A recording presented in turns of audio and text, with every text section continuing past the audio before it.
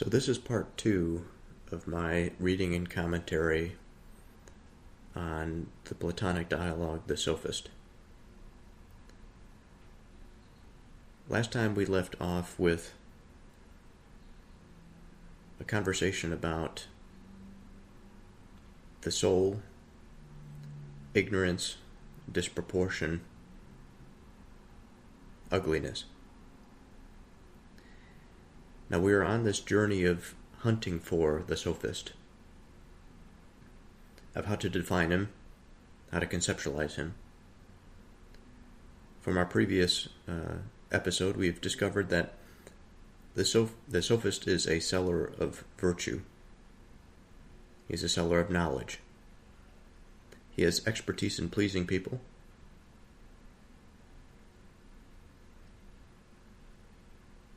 And he is an expert in debating, and he earns his living by doing so.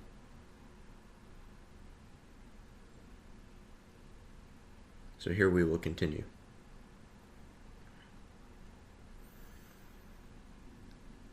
This conversation is taking place between Theaetetus, who is a young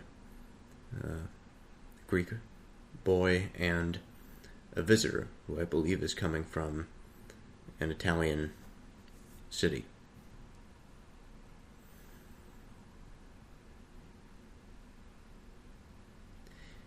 So the visitor says, in the case of the body, were there two kinds of expertise dealing with those two conditions? Theaetetus says, what were they? Gymnastics for ugliness and medicine for sickness. Apparently, says Theaetetus. And isn't correction the most appropriate of all kinds of expertise for treating insolence, injustice, and cowardice? So it seems, to judge by what people think. Well then, says the visitor, for all kinds of ignorance, wouldn't teaching be the right treatment to mention? Yes. Now should we say that there's only one kind of expertise in teaching, or more than one, with two of them being the most important ones? Think about it. I am, says Theaetetus. I think we'll find it quickest this way. How? Says Theaetetus. By seeing whether ignorance has a cut down the middle of it. If it has two parts, that will force teaching to have two parts too, one for each of the parts of ignorance. Theaetetus says, well, do you see what we are looking for? I think I see a large, difficult type of ignorance marked off from the others and overshadowing all of them. What's it like? Not knowing, but thinking that you know. That's what probably causes all of the mistakes we make when we think. That's true. And furthermore, it's the only kind of ignorance that's called lack of learning. Certainly. Well then, what should we call the part of teaching that gets rid of it? Theaetetus says, the other part consists in the teaching of crafts, I think. But here in Athens, we call this one education. The visitor says, and just about all the other Greeks do too, Theaetetus, but we still have to think about whether education is indivisible or has divisions that are worth mentioning. We do have to think about that. I think it can be cut somehow. How? One part of the kind of teaching that's done in words is a rough road, and the other part is smoother. What do you mean by these two parts? One of them is our forefathers' time-honored method of scolding or gently encouraging. They used to employ it especially on their sons, and many still use it on them nowadays when they do something wrong. Admonition would be the right thing to call all of this. Yes. As for the other part, some people seem to have an argument to give to themselves that lack of learning is always involuntary, and that if someone thinks he's wise, he'll never be willing to learn anything about what he thinks he's clever at.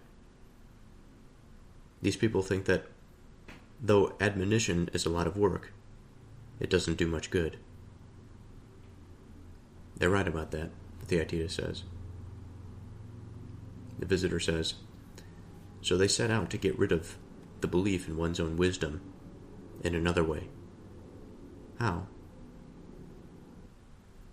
They cross-examine someone when he thinks he's saying something, though he's saying nothing. Then, since his opinions will vary inconsistently, these people will easily scrutinize them.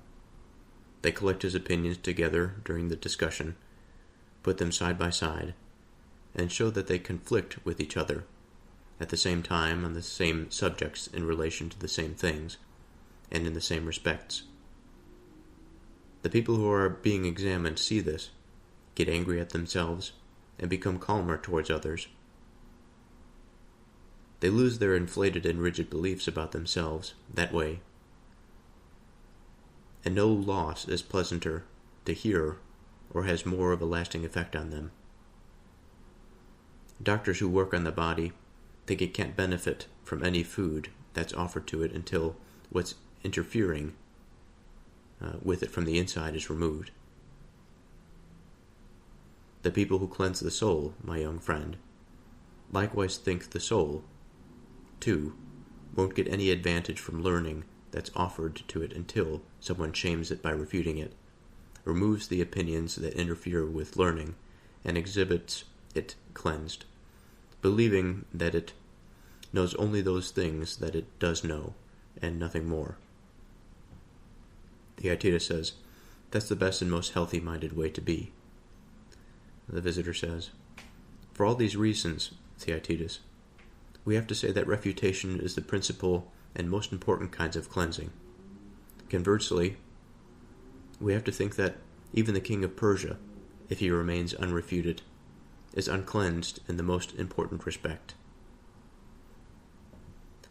He's also uneducated and ugly, in just the ways that anyone who is going to be really happy has to be completely clean and beautiful. Absolutely. Well then, who are we going to say the people who apply this form of expertise are? I'm afraid to call them sophists. Why? So we don't pay the sophist too high an honor. Theaetetus says, but there's a similarity between a sophist and what we've been talking about. The visitor says, and between a wolf and a dog, the wildest thing there is and the gentlest. If you're going to be safe, you have to be especially careful about similarities, since the type we're talking about is very slippery. Anyway, let that description of them stand. I certainly don't think that when the sophists are enough on their guard, the dispute will be about an unimportant distinction. That seems right.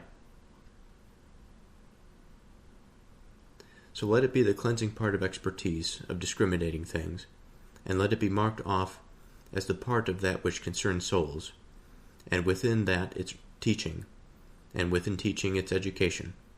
And let's say that within education, according to the way the discussion has turned out now, the refutation of the empty belief in one's own wisdom is nothing other than our noble sophistry. Let's say that. But the sophist has appeared in a lot of different ways, so I'm confused about what expression or assertion could convey the truth about what he really is. So let's determine exactly what has been said here. Going back to the top of our previous page, every time I pause, usually it's going to be after 2 pages worth of material. So the visitor starts this new page by saying, we are interested in seeing whether or not ignorance can be cut down the middle into 2 parts. That then would force teaching to have 2 parts. one for each part of ignorance. So with regard to ignorance, the visitor says that he sees a large difficult type marked off from the other, overshadowing them all. He says that it is not knowing but thinking that you know. And by this we have a lack of learning. And so they go into the discussion about teaching, about what can remedy this situation. Now before, when we split teaching, we had rough teaching, we had smooth teaching. And for the rough we have admonition, and for the smooth we have refutation. So although we don't really go into admonition very much, I still want to give an etymological breakdown. From Middle English, circa the 14th century, we have warning or advice. We have admonito, which is the Latin, a warning, advice, reminder. From the Latin word admonere, we have to warn, advise, remind. From the prefix ad or ad, to or toward, and monere, to warn, advise, remind.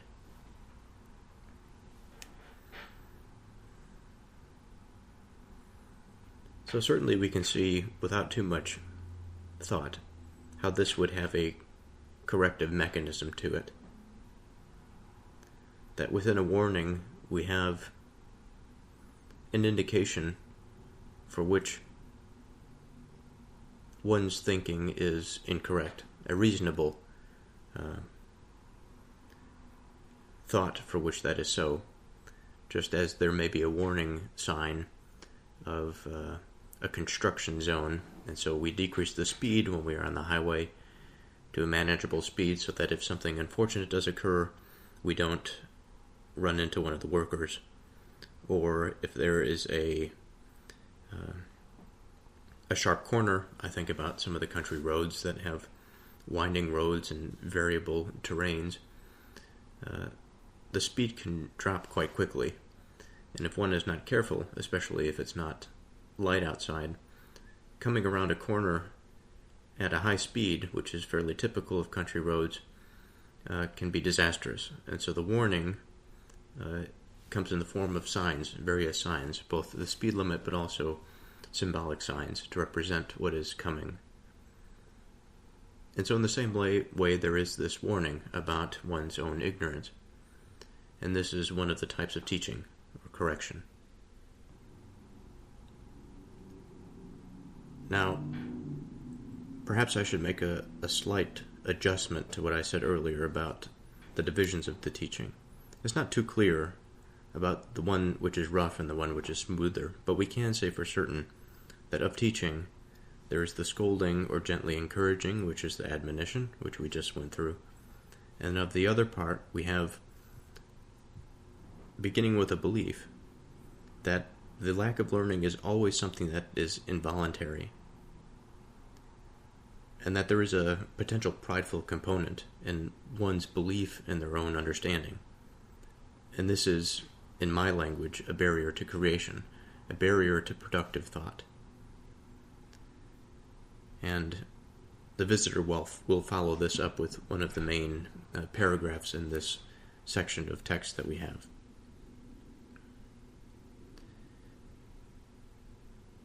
They believe that admonition does not do much good. It's difficult to do, it takes a lot of work, and it's not worthwhile. But the goal is the same, to get rid of one's false belief. And so they do this by going through a cross-examination of someone who thinks they know when they actually do not know. And this brings us towards the next segment of information that the visitor relays to us. And this is the axis of the information of these 2 pages, let's say. There is this description I build it out in my mind as a mental process of deception and then a subsequent correction. Again, it begins with a belief that one is correct. And the individual goes on believing this way. In reality, their belief is false. But the visitor says that of this falsehood on the part of the individual, that when they say things, because they aren't actually correct, what they say is nothing. And this is where I want to focus and spend some time.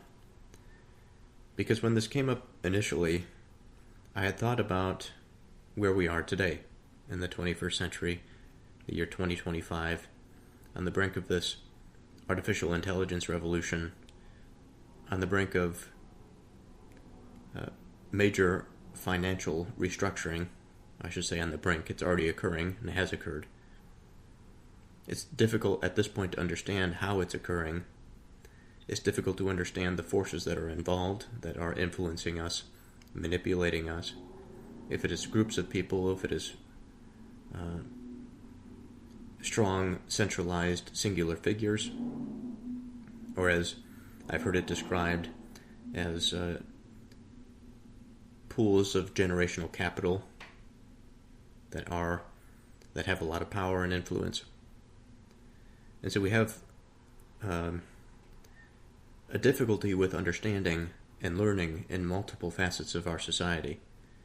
And it's changing quite rapidly under the pressure and the weight of a failing system. And I couldn't help but thinking that within my own experience and my own struggles with things, difficulties with my own mind, my own mental process. And it's impossible that since we're hunting the Sophist, and we're discussing topics of learning, of ignorance, of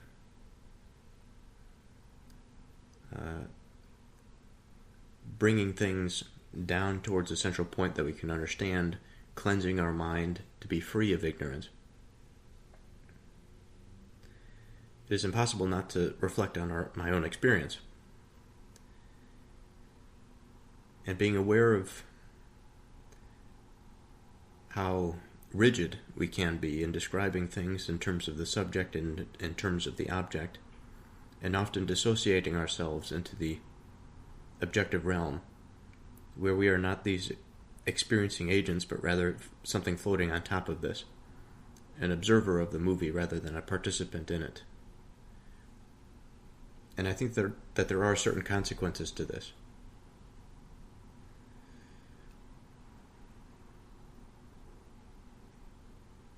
So I'll put that where it is for the moment and introduce another concept. The idea of nothingness is interesting.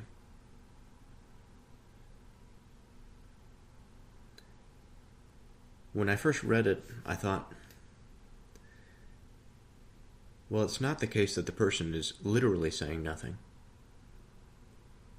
And here the word literal is quite important, because I think if we define it, it implies that it is true to the word, whether it be spoken or written.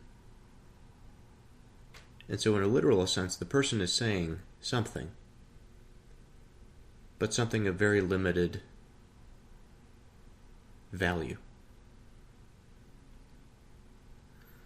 And it's by the limitations in value that we say that they are saying nothing, that there is no value. But it is not nothing in terms of information content. There may be strings of logical continuity, but among the different thoughts, they do not unite.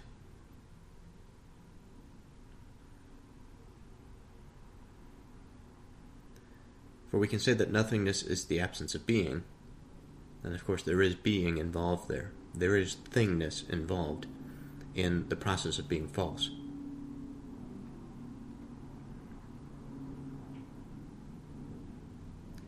And I bring up this subject-object paradigm because I think it's kind of similar. where the language, and perhaps I'm being overly critical, but I do this often myself in my own speech throughout the day. I may say things that aren't very precise, but generally people understand the meaning of them. And I don't wish to belabor this subject too much. But the absence of being is really not the road that we are going down. We are going down the road of the absence of value, I think. And by this, the visitor says that because of the falsehood and the belief in truth, by their speech, however this manifests, likely disjointed, he mentions a concept of variability or multiplicity, that there is no coherence. And what's necessary is that the person who is responsible for teaching identifies the conflict, identifies the lack of unity or coherence, by a process the visitor calls refutation.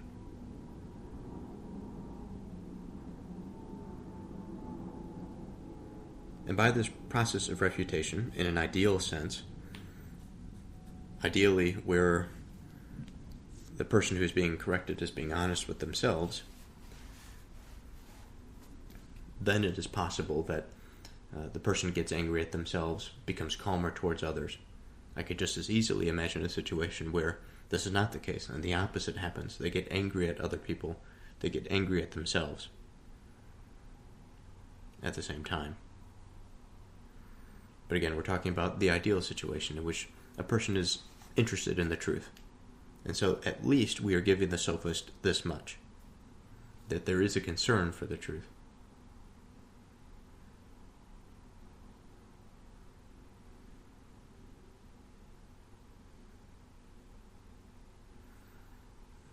Or perhaps not. We will see.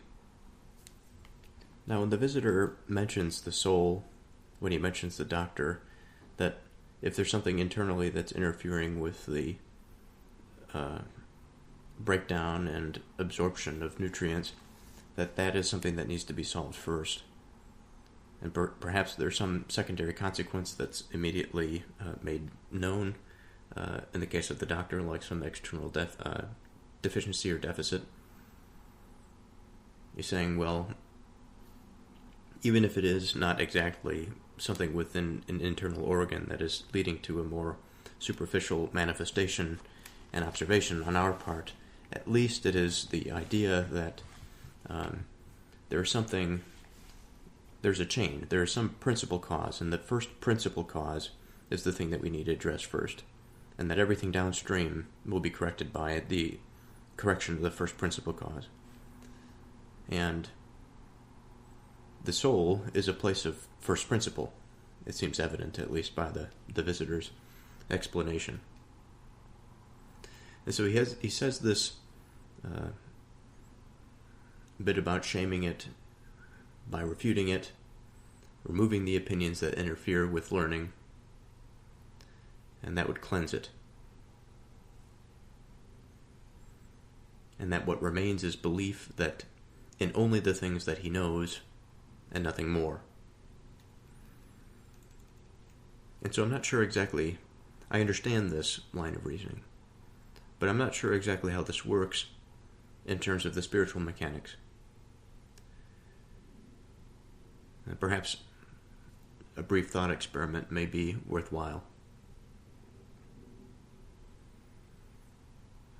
I have been conceptualizing the soul as this place where the divine meets the human being. It's a shared space. It's something that can be of a larger sort, a larger conduit, or a smaller one. It is something that is fundamental to the human being. It is something that's fundamentally valued, I think, culturally, among human beings. It is not reducible to material, though it is something that is produced of material.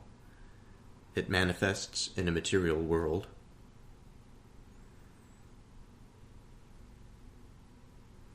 it is not necessarily something that is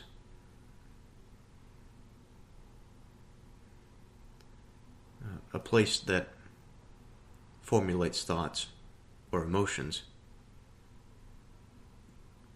directly, but it is something that comes with the precursor for such things, I would say. Divine inspiration, inspiration in general, the light of conscious experience,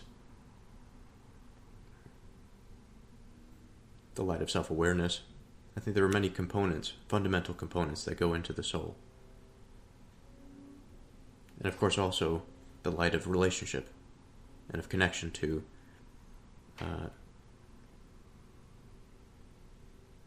the divine singular unity.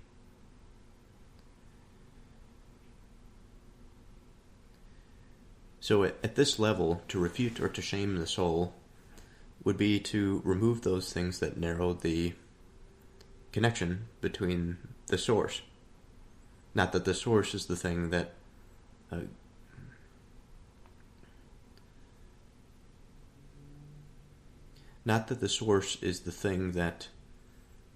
gives the human being all of the thinking potential.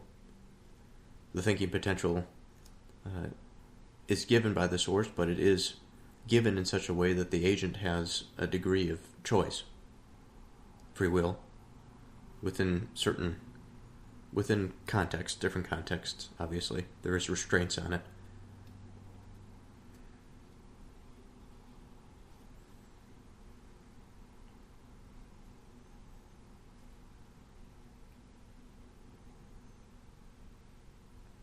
But to refute something that is principally incorrect,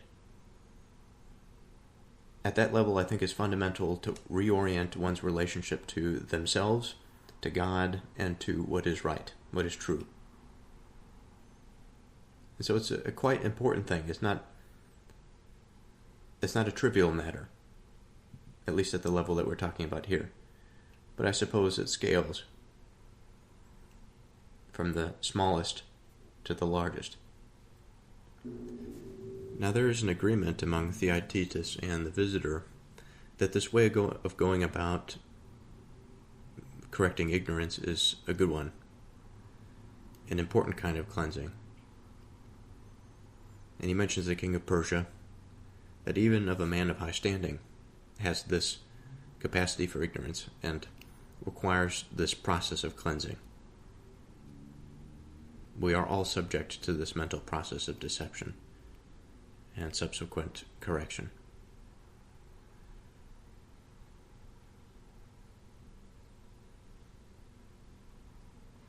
So when Theaetetus is then asked, who are we going to say the people who apply this form of expertise are? He says, I'm afraid to call them sophists. And Theaetetus says, why? The visitor says, so we don't pay the sophist too high an honor. And in response, Theaetetus says, but there's a similarity between a sophist and what we've been talking about. And by the reaction of the visitor, it seems that we are entering into interesting territory. He says, and between a wolf and a dog, the wildest thing there is and the gentlest. If you're going to be safe, you have to be especially careful about similarities, since the type we're talking about is very slippery. So one of the first times that we are coming to understand something about the sophist, well, maybe the second time. The first time, I would say, is when we principally identified his expertise in pleasing people. And within pleasure, there is plenty of room for wickedness, even evil. Generally speaking, the diversion of attention, distraction. And so this slipperiness about the sophist is being continually brought into mind. Whereas we also have this understanding about him that he's interested in virtue. He's interested in devoting his life to understanding virtue. But he also makes his living doing this. And he wishes to please people. So perhaps there's a degree to which the sophist may not necessarily fall in line with this process of transformation that we discussed at the level of the soul.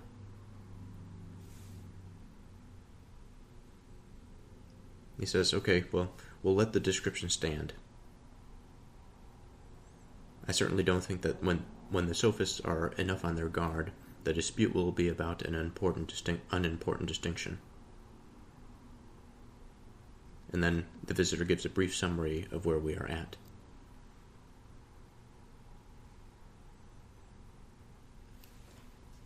So I'd like to give my own summary, because there are some thoughts that I have that are somewhat different, but not entirely different. We started with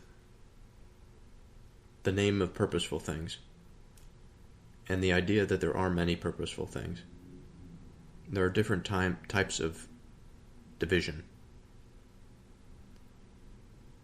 But in terms of expertise, there is something common to them all. There's a uniting factor. And the process by which we do so is called discrimination. We discriminate based on what we would call objective measures, or maybe qualities, we could say, like from like, and then a value, better or worse. And then when we were in this better or worse territory of betterness, we thought of cleansing. Of cleansing, we thought of cleansing the body, and of cleansing the soul. And we followed the soul's path to that which is good and that which is inferior. Of the inferior, we have sickness, discord, dissension among things of the same kind.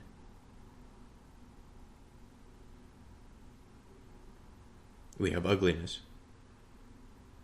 unattractive, disproportioned.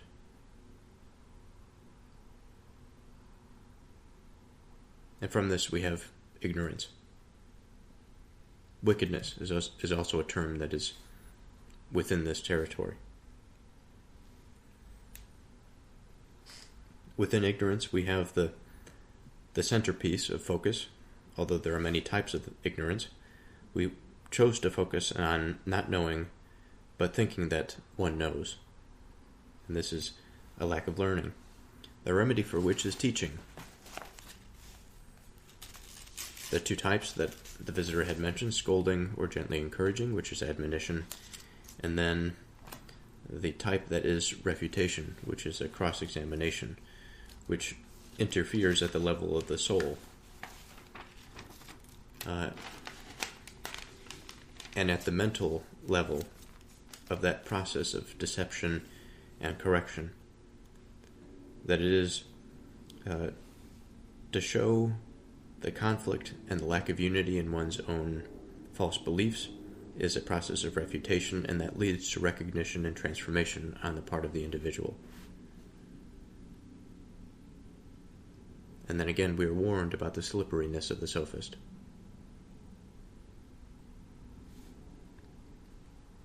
So let's continue with our reading here. Theaetetus says, let's say that, but the sophist has appeared in lots of different ways, so I'm confused about what expression or assertion could convey the truth about what he really is. The visitor says, you're right to be confused, but we have to think that he is extremely confused too, about where he can go to escape from our account of him. The saying that you can't escape all your pursuers is right. So now we really have to go after him. Right, says Theaetetus. The visitor says, but let's stop first and catch our breath, so to speak. And while we're resting, let's ask ourselves, now how many different appearances has the sophist presented to us? I think we first discovered him as a hired hunter of young, rich men. Yes. Second, as a wholesaler of learning about the soul.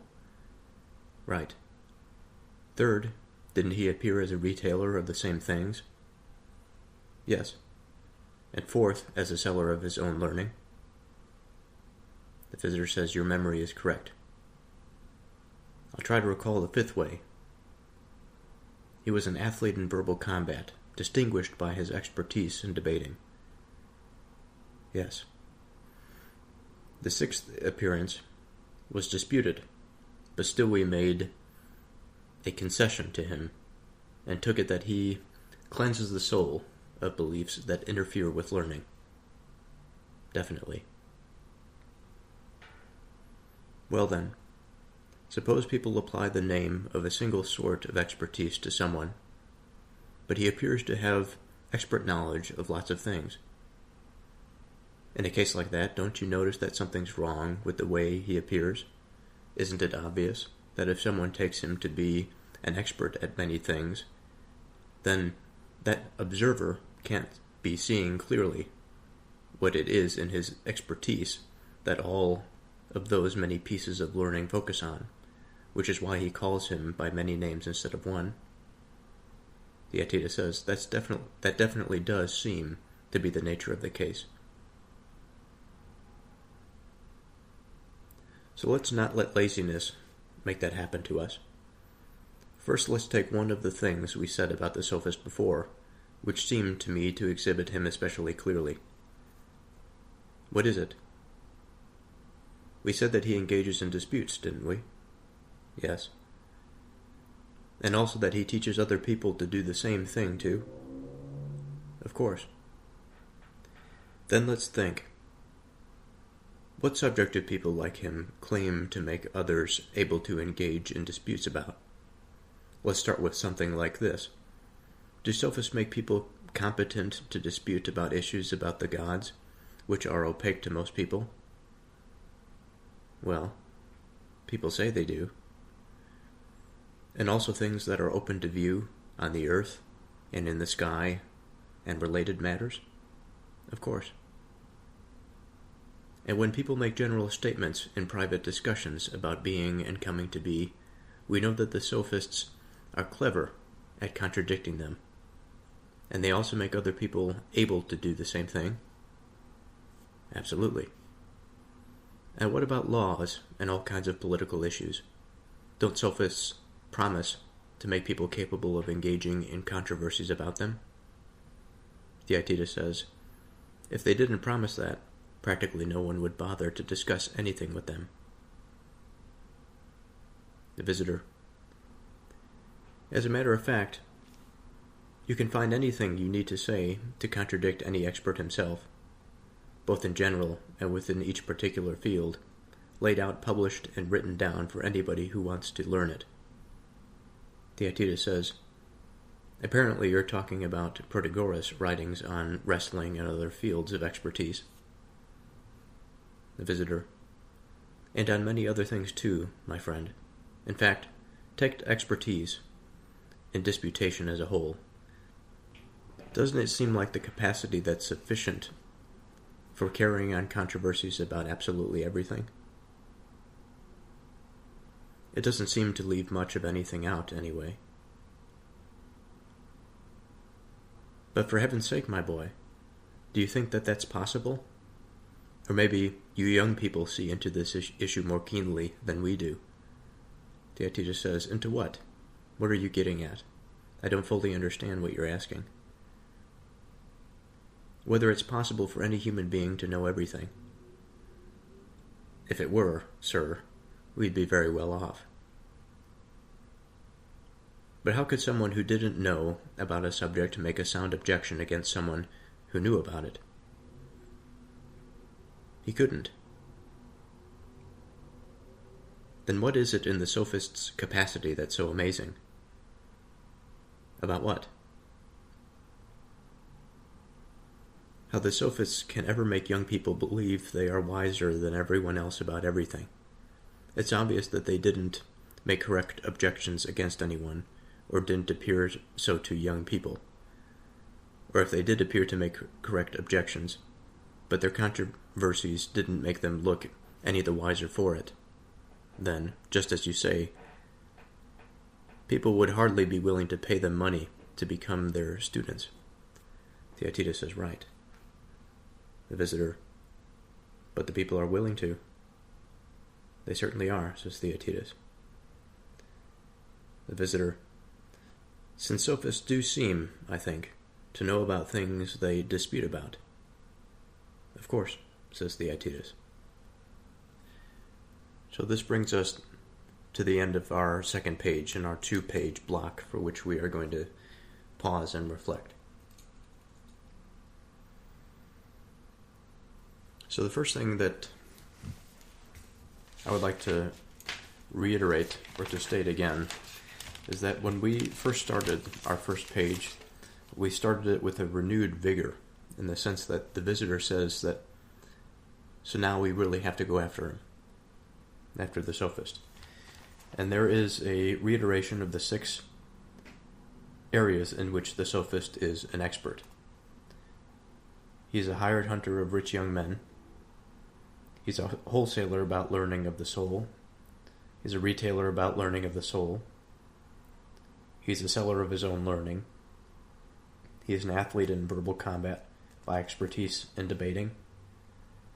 And the 6th, being debated, he cleanses the soul of the beliefs that interfere with learning.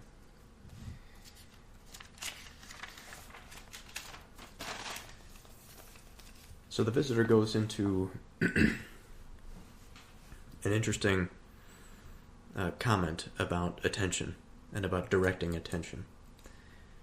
Although he's beginning to move us in a new direction, once again, the interesting thing is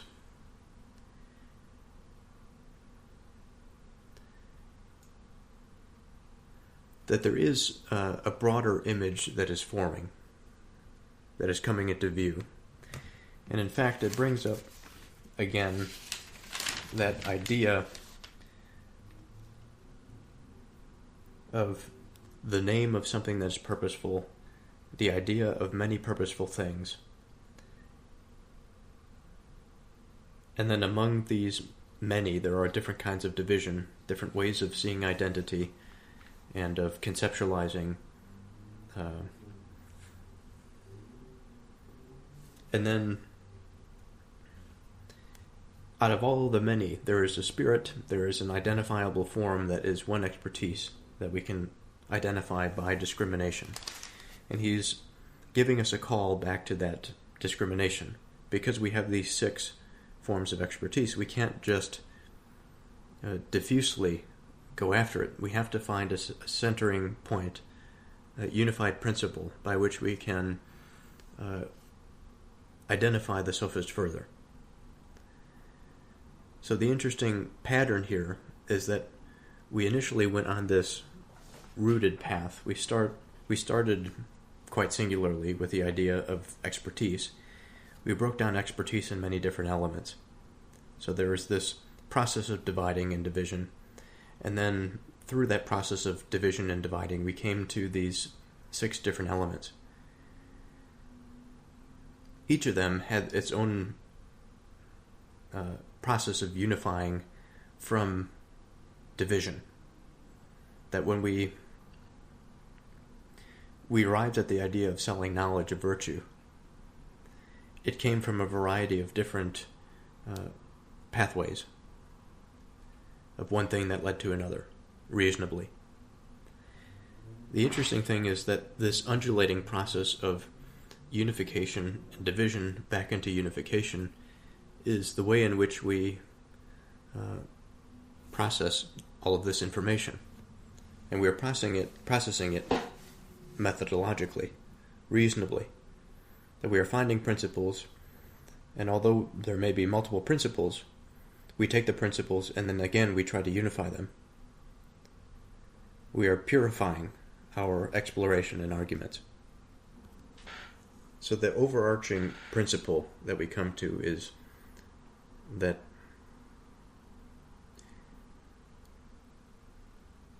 the sophist is one that engages in disputes. And so we go on a new line of thinking. One that engages in disputes that are opaque, but that are important. also matters that are open to view. So in here we don't necessarily find ourselves in a territory that is particularly damning, I suppose. There is this air of looking for that aspect of the sophist that, how would I say, misleads young men. That there's something about the sophist that is unanswered by these 6 principles that we've come to.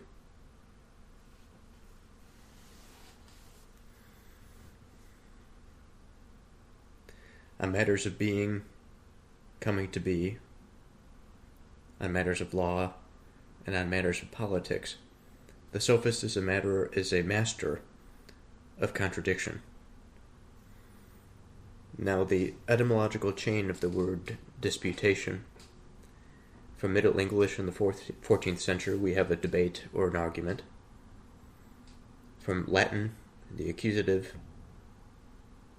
disputatonium, or tionem, debate or dispute.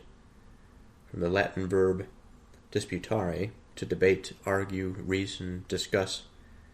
The prefix dis, is apart or asunder, and putare, to reckon, think, consider, or prune.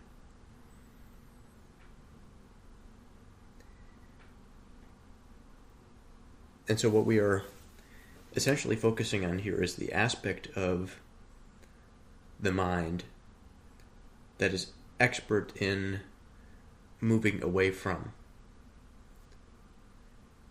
We can ask ourselves, well, what exactly are we moving away from?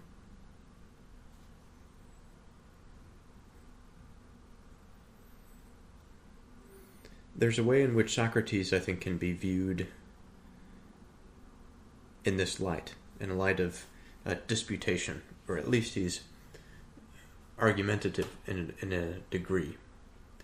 Argumentative to come to a unification, however. But in the case of the contrarian, he argues for the sake of that which is contrary. And so we come to this idea of, well, if the sophist is to be arguing on these many different important and far-reaching points, is he truly understanding of what he is saying, or is he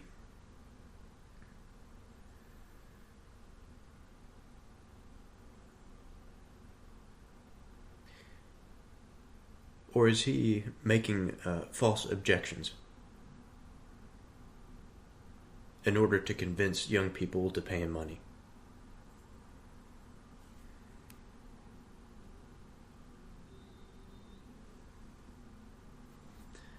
The visitor says, but how could someone who didn't know about a subject make a sound objection against someone who knew it? What is in the sophist's capacity that's so amazing?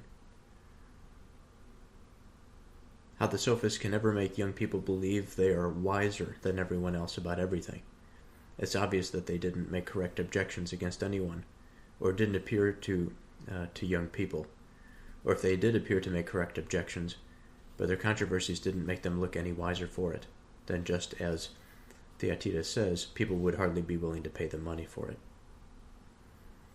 So we come to this idea then that people are willing to pay them money for it, so they must find something correct, or again, the previous statement that the objections are sufficient to convince young people, but the objections are false. The corrections are not true. The visitor says, since the sophists do seem to know about the things they dispute about, then we have to follow this line of reasoning.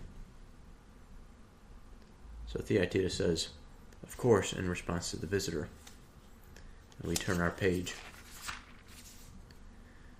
The visitor, and they do it, we say, about every subject? Yes, says Theaetetus. So to their students they appear wise about everything. Of course. but without actually being wise, since that appeared impossible. Of course it's impossible. So the sophist has now appeared as having a kind of belief, a belief knowledge about everything, but not truth. Theaetetus says, absolutely. What you said about them is probably just right. But let's consider a pattern that will exhibit them more clearly, says the visitor. What pattern is that? This one. Pay attention to me, and try to do a good job of answering my questions. Which questions? If someone claimed that by a single kind of expertise he could know, not just how to say things or to contradict people, but how to make and do everything else, then what do you mean everything? You don't understand the first thing I say. Seemingly, you don't understand everything. Theaetetus responds, no, I don't. Well, I mean everything to include you and me, and also the other animals and plants. What are you talking about? Says Theaetetus. If someone claimed that he'd make you and me, and all other living things, ... Theaetetus says, what kind of making are you talking about? You're not talking about some kind of gardener, after all. You did say that he made animals. Yes, and I also mean the sea, the earth, and heaven, and gods, and everything else. And furthermore, he makes them each quickly and sells them at a low price. Theaetetus says, you're talking about some kind of game for school children. Well, if someone says he knows everything and wouldn't teach it to someone else cheaply and quickly, shouldn't we think it is a game? Of course. Do you know any game that involves more expertise than imitation does, and is more engaging? Theaetetus says, no, not at all, since you've collected everything together and designated a very broad, extremely diverse type. So think about the man who promises that he can make everything by means of a single kind of expertise. Suppose that by being an expert at drawing, he produces things that have the same names as real things. Then we know that when he shows drawings from far away, he'll be able to fool more mindless young children into thinking that he can actually produce anything that he wants to. Of course. Well then, won't we expect that there's another kind of expertise, this time having to do with words, and that someone can use it to trick young people when they stand even far away from the truth about things?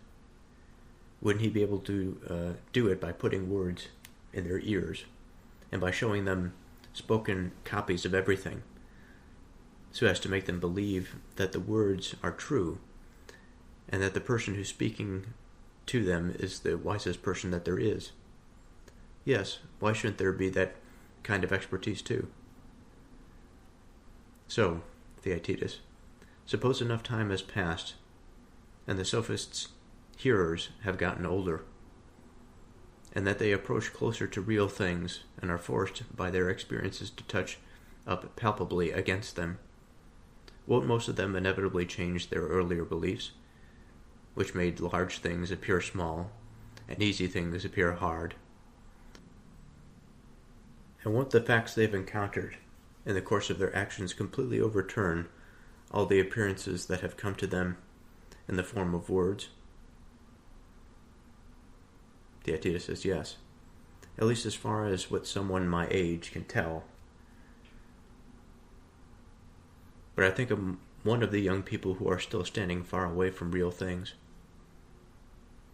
The visitor says, that's why all of us here will keep trying to take you as close to them as possible, but without your needing those expertise to force you. But tell me about the sophist. Is it obvious by now that he is a kind of a cheat who imitates real things? Or are we still in any doubt about whether he truly knows all the things that he seems to be able to engage in controversies about? Theaetetus says, "But sir, how could we be in any doubt? By this time it's pretty obvious, from what we've said, that he's one of those people who play games. So we have to regard him as a cheat and as an imitator. How could we avoid it? Well, now it's our job not to let the beast escape. We've almost hemmed him in with one of those net-like devices that words provide for things like this. So anyway, he won't get away from this next point. What is it, says Theaetetus? From being taken to be a kind of magician. That's what he seems to be to me also. So it's settled. We'll divide the craft of copy-making as quickly as we can, and we'll go down into it. Then if the Sophist gives up right away, we'll obey the royal command. We'll capture him and hand our catch over to the king. But if the Sophist slips down somewhere into the parts of the craft of imitation, we'll follow along with him and we'll divide each of the parts that contain him until we catch him. Anyway, neither he nor any other kind will ever be able to boast that he's escaped from the method of people who are able to chase a thing through both the particular and the general. So let's interpret that last bit of text, those last 2 pages that we've read. So the first thing that I want to talk about is appearances.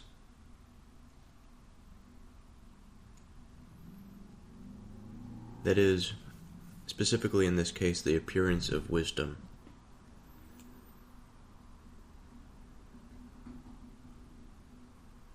For my part, understanding things, I think, is a noble pursuit. The degree to which we become wise, I think, is reflected by our attention, but also by the way in which includes attention, the way in which we approach understanding and learning. The truth of something stands for itself. It is as it is. Now, I do believe that as a matter of perspective, one can approach a certain problem or topic and arrive to a similar conclusion. However, once one gets closer and closer to a solution or to the truth, it's less and less likely that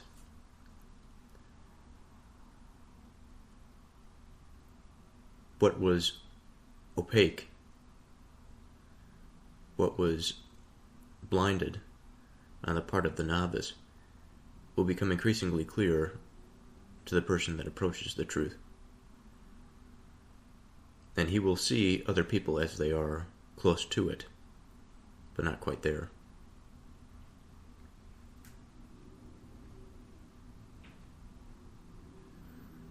And so there's a certain posturing involved, I think, in this. There's a potential for maybe deception here. There's a question that I have about motivations at this stage. But what I was thinking about relaying is this idea of the center point, the narrow point, that one has arrived to starting from a more broader point, like the base of a mountain to the peak of the mountain. Any number of people can start along the base and not be aware of their presence, but as they move closer and closer to the peak, and actually, as they move to that peak, they can be aware of people quite far away, as they may not have by nature of being at the bottom or just approaching the problem.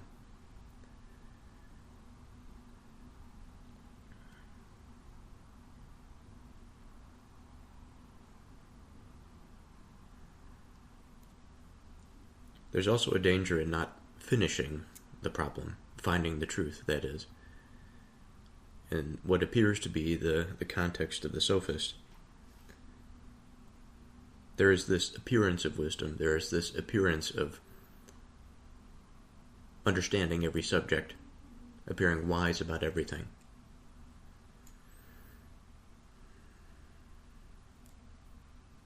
Now, the appearance of such a thing appears to a person who perhaps doesn't know the truth. If they knew the truth,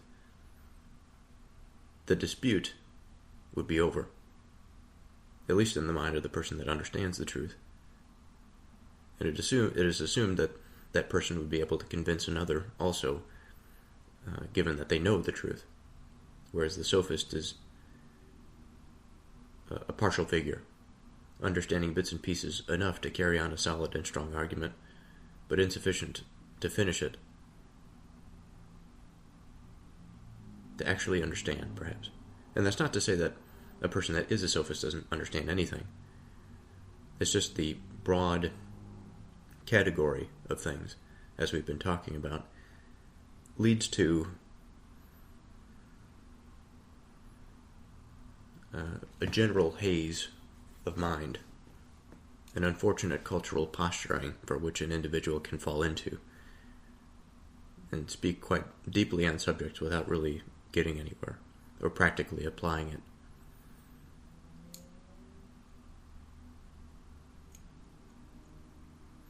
So the Sophist has now appeared as having a kind of belief knowledge about everything, but not truth.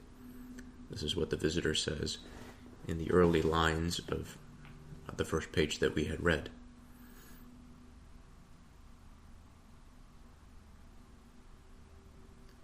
So I want to talk a little bit more about this belief knowledge.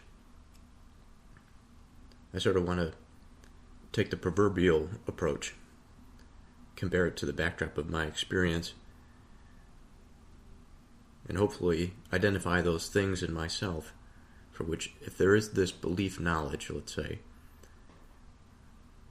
at first I can understand if this is a good or bad thing in and of itself, and then try to understand how it's possible to have belief knowledge but not understand the truth. So what is this belief knowledge? Perhaps it's necessary to define what a belief is. Now there's a conception about belief, I think, in our culture, for which the belief in something is irrational, that is ungrounded, unprincipled. The definition of belief is an acceptance that a statement is true or that something exists. Now, I can accept all sorts of things. Many of them can be true, and many of them can be false. And yet, I am capable of believing and accepting, regardless of that condition. The second definition is trust, faith, or confidence in something or someone. And this I don't think is inherently bad. Contextually it may be bad, but it's necessary. I think in order to have any sort of stance on anything at all, we have to have a belief. We have to accept something that is true. We can always be open to being corrected, to have our understanding about a particular thing be altered, such that if we actually don't understand the truth, we change our opinion about something.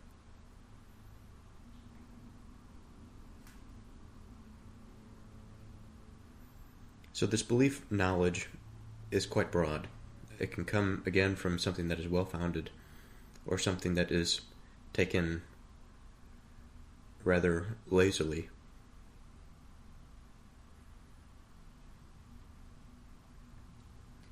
Now the key here is everything. As we've discussed before, as we discussed in the topic of the method that we were employing to move down into something that's of a simpler principle, that is not conflated by many things, that's understandable, digestible, and then moving out from there again back into the multiplicity, moving back into the unity. And through that undulating process we come to understand things.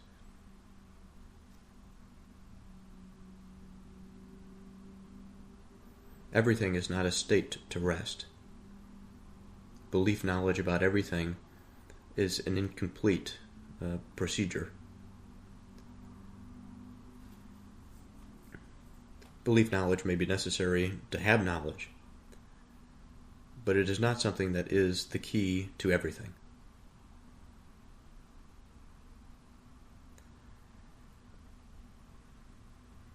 So the Sophist has now appeared as having a kind of belief knowledge about everything, but not truth. So of the ways that it is possible to have a belief knowledge about everything, we are saying that it is quite certain, quite likely, that it is not possible to understand everything. And because it is highly unlikely to understand everything to such a significant detail, to debate on it, or to dispute it, then there is truth that is lacking on the part of the Sophist. So it gives this sort of guise, appearance of wisdom. So the visitor mentions this pattern, the pattern that he attributes to the Sophists and perhaps even the students and all this sort of thing.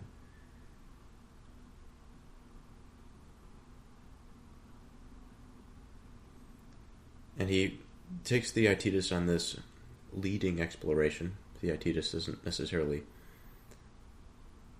do it to his satisfaction, perhaps, or maybe he does. It's kind of hard to say. In a way, he's prompting him on this journey to reflect on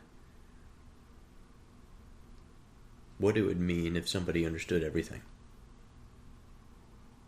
If someone claimed by a single kind of expertise, he could know not just how to say things or to contradict people, but how to make and to do everything. He says, then, it seems like the appropriate answer would be, if he is able to do such things, then he is God. Because he can create without the types of limitations that man has. That everything about reality, material, is for him to write down on the drawing board of his mind to conjure up into existence.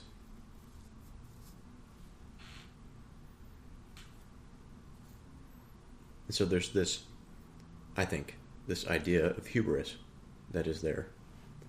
And by hubris, again, if we look up a definition, excessive pride or self-confidence.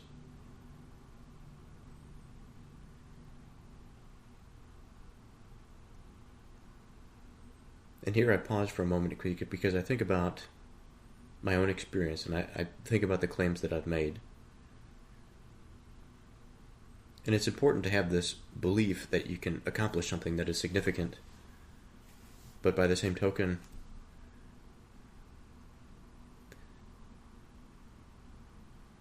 taking on a project that is too, I don't want to say too difficult, but beyond one's ability, maybe in the absolute sense, in the sense that there are certain claims that just cannot be satisfied as a part of a natural condition.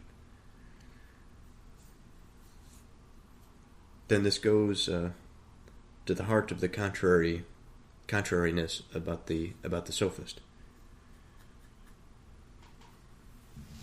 And it's easy, I think, to attribute, even in my own mind, those high ideals, the goals of life, and the realities that probably will occur versus the high standards, the high goals that we have for myself, that I have for myself. On one hand, it's easy to go overboard and to think too strongly about things that I know that I can't accomplish. at some level. But then on the other hand, there is this voice that is necessary. It is the belief knowledge that says, knowledge will come as long as you're disciplined and you have your heart in the right place. Now, there are ways in which I think conscience and our relationship to God can help us remove ourselves from those types of conceited behaviors or beliefs or hubristic tendencies, such that we can take on large, important projects, but not get lost in some artificial self-importance, but rather to sacrifice our time to something that is outside of us and greater than ourselves.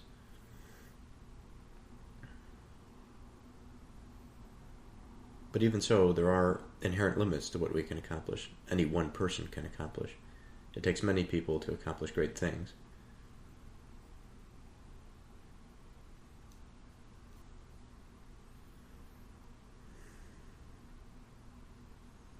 Again, if someone claimed that by a single kind of expertise he could know not just how to say things or to contradict people, but how to do everything. If someone claimed that he'd make you and me and all of the living things,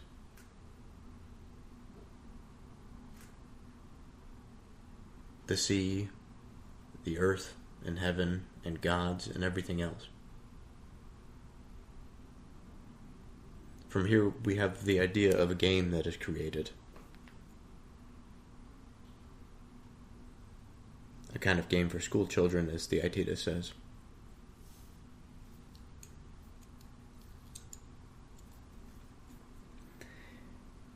Part of me wishes that they didn't go down this path. I wish they stayed in more of that spiritual territory.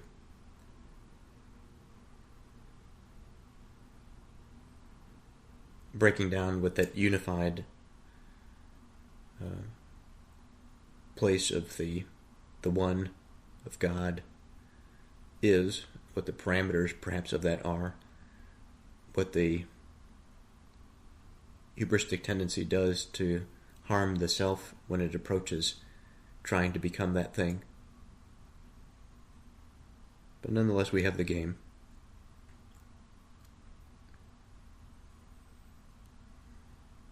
And we have imitation. So we fall back on this idea, this knowledge belief, that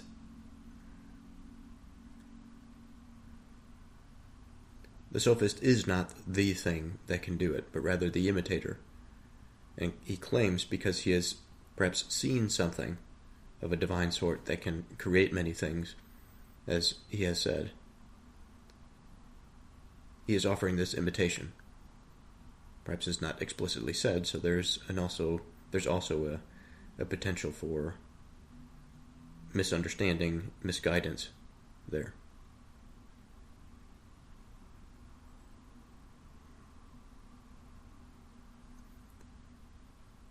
Suppose that by being an expert at drawing, he produces things that have the same names as real things.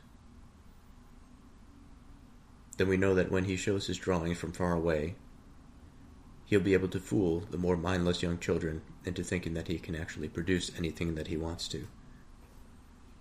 So the question that I have in my mind is, we go from this line of questioning, asking Theaetetus, again, leading him, if we have this person that claims to have such profound expertise, if he is able to be a creator of all things, then he is this. We swerve away from the ultimate for a moment, and we find ourselves in that game of imitation.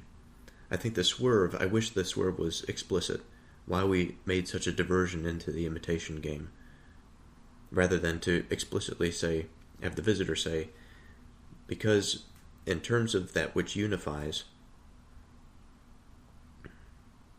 it is impossible for man in his condition to represent all of unification.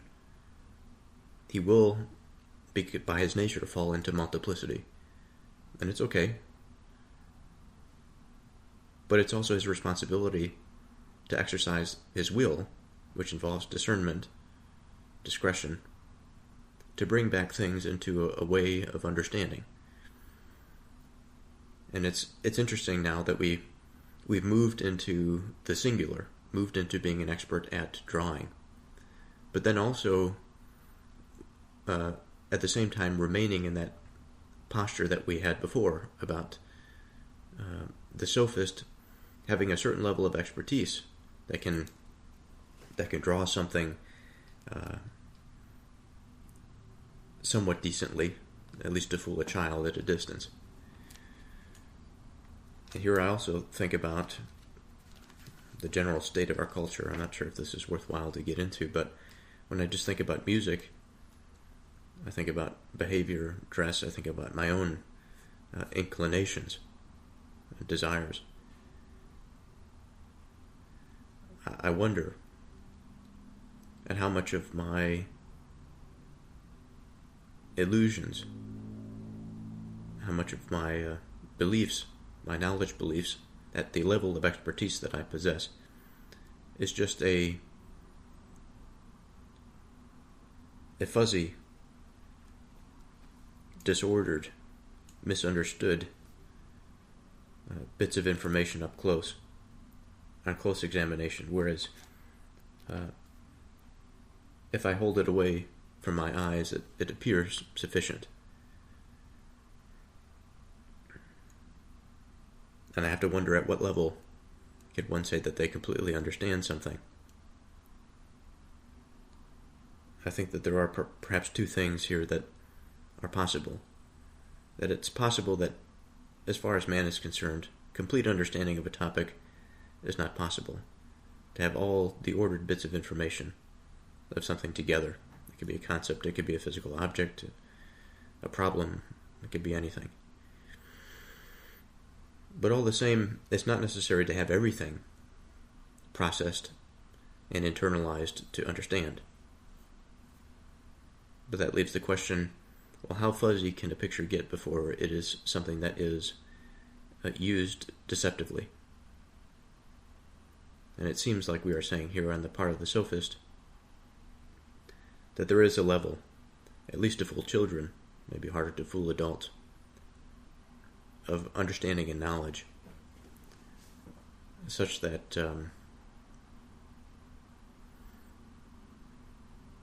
the fuzziness is rather than used as a place to continue learning and continue life, continue being. It's a place that they stop and said, this is sufficient for me to use, to sell, and to manipulate, perhaps. So where do we go from here?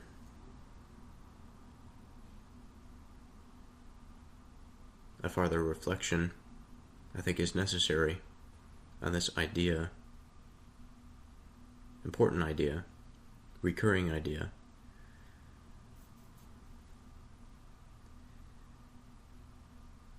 of that which is known, the former thing that I had mentioned about the thing that can be known, that can be true, but still fuzzy in the mind of man, because we don't take in all of the information about everything, but that which is sufficient to understand and to know.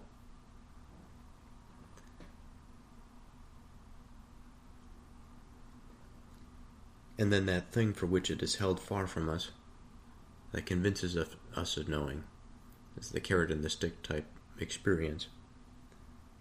A mirage, a distraction, a centralization on something that is not a unifying principle.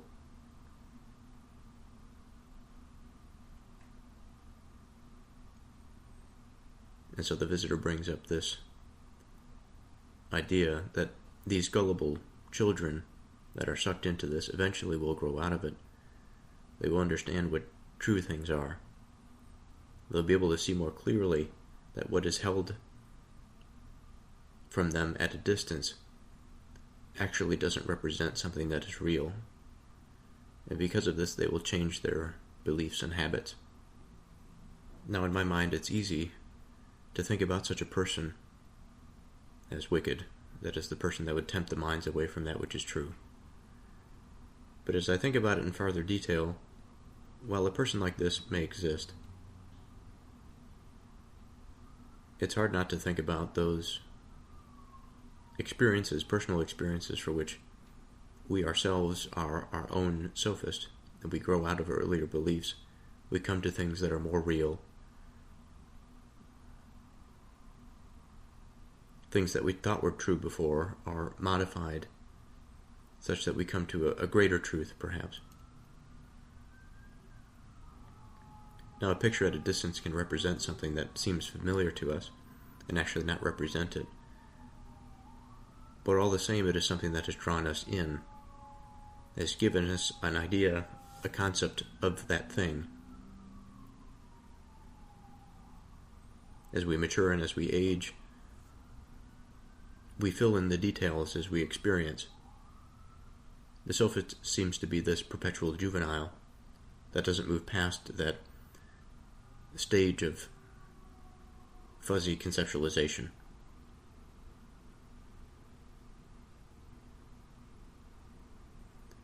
Theaetetus at the end of this says, "But I think I'm one of the young people who is still standing far away from real things." That's a strong insight to be coming from somebody of his age. Now again, I think about my own experience. I think about the situations that I am involved in life that involve discussing the truth and the matter of things. And I have a particular role of guiding people to a particular truth. When I say a particular truth, I don't mean that in the relative sense. I mean it in the sense of a particular type of expertise. And as I've matured into my profession, I can't say that I'm particularly matured into it, but enough to understand the change over time in the mind of somebody who's responsible for an expertise, a particular type of expertise. That the sophist, the internal sophist, is a real thing, and it is a danger. What's necessary, I think, to avoid him is that continual want and desire for more real things, but also to sacrifice those elements of self that had believed falsely or wrongly. And so there's this continual give and take, I think, with experience and the reduction of our inner sophist.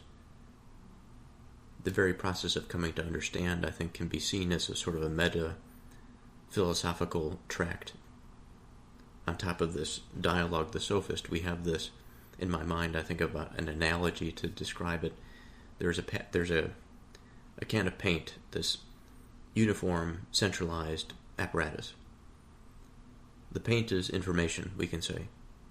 We could throw this paint onto a blank canvas or a wall that is a different color, and we can watch the streaks of paint flow down the wall. And when it stops flowing, perhaps, we identify these principles. That's kind of similar to the trajectory that we went on at the outset, this rooted structure to find those things within expertise that the sophist satisfies. We take them, again, they're multiplicitous, and we gather them all up into some unified thing, to analyze them, to make it more clear, to identify the things about it that we're missing, to recognize the fuzziness, and to sharpen it.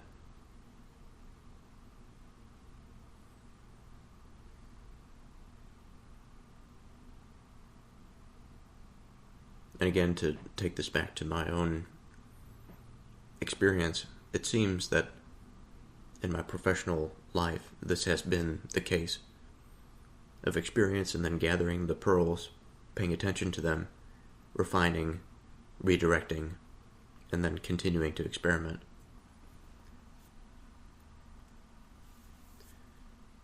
So we're getting closer to picking up the reading again.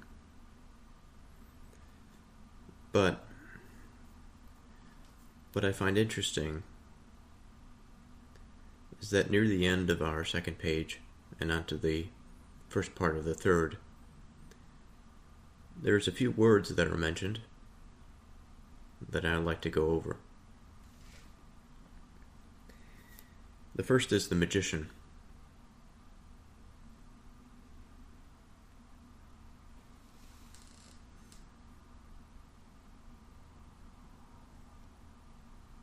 The visitor says that, so we have to regard him, that being the sophist, as a cheat and an imitator.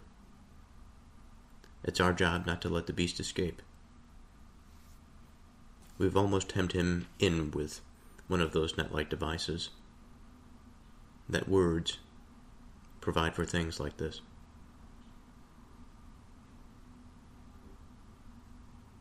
So anyway, he won't get away from this next point. And he brings up the word the magician. And then he quickly leaves that aside for the moment, and he says that we'll divide the craft of copymaking as quickly as we can, and we'll go down into it.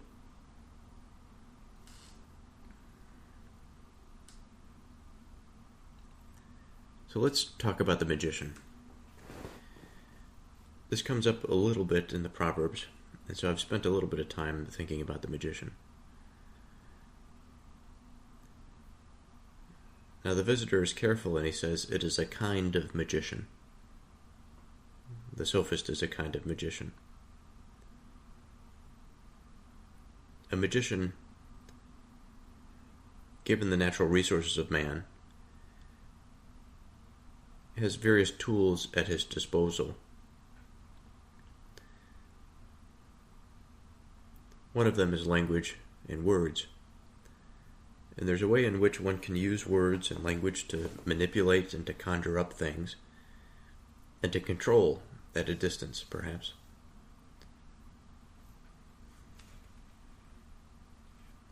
We think about spells, and we think about supernatural powers that the contemporary magician possesses. While there may be an element of sophistry in the discipline or in the profession of the magician, I think that there are real tools through which the magician utilizes and practices his magic. Because what is magic is this illusion to the mind. It falls under the spell of the magician. By the way, there's some interesting imagery here, calling the sophist the beast, continuing the analogy of the hunt, bringing in this royal aspect to it, that there is now this royal command by which we are destined to catch the sophist, that we must capture him if we find him.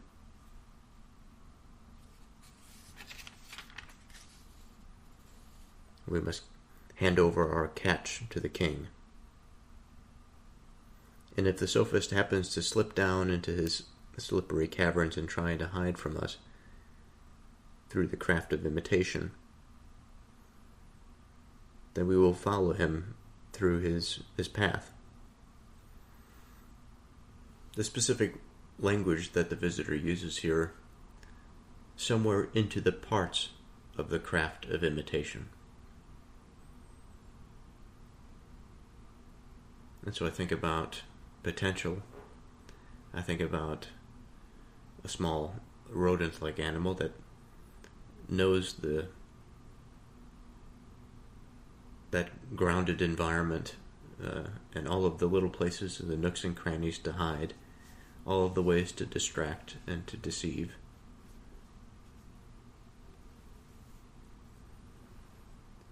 So in a sense, we sort of have to become like him to find him. We have to understand where he goes.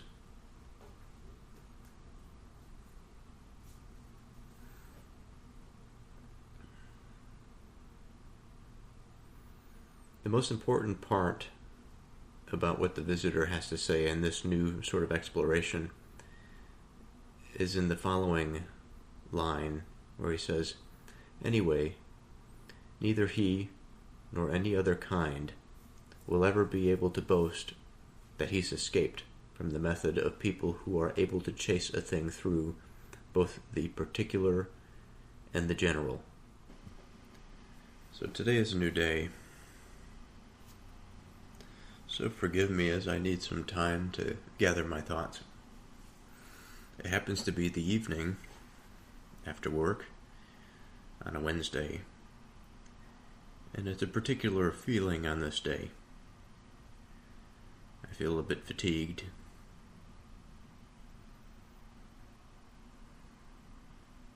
But I also feel ready to reflect.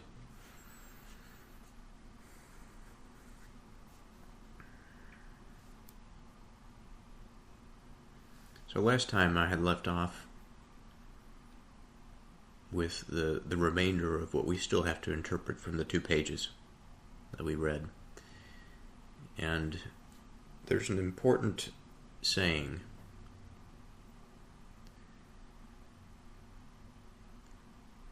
The particular and the general.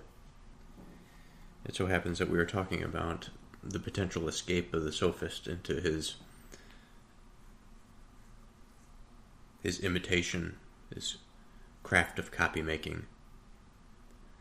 And deep within these caverns, we have to follow him to find him, to identify his true nature.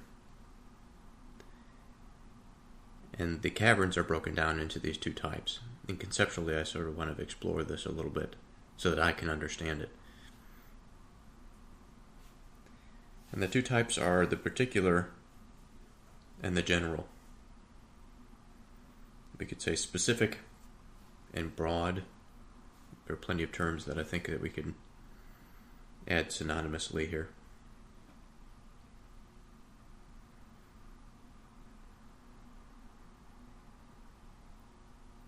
Of the particular,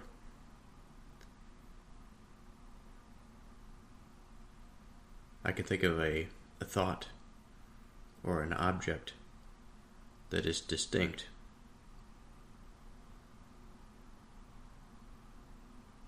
that is markedly identifiable,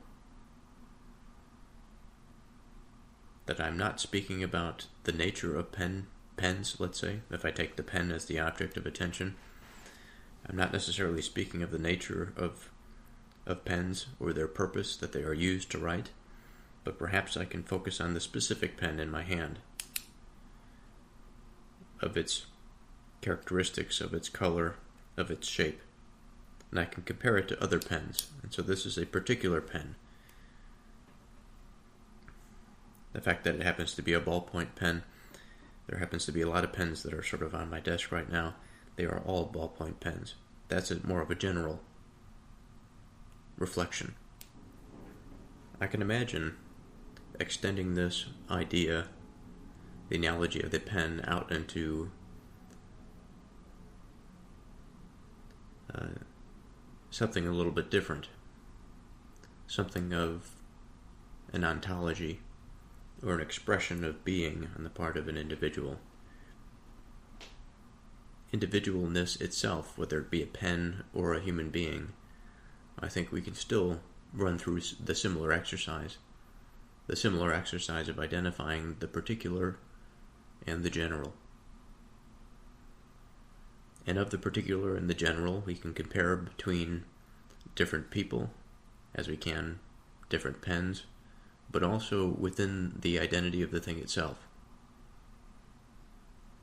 And so it can become quite complicated, especially when we are considering somebody trying to run from us, to run from our philosophical pursuit,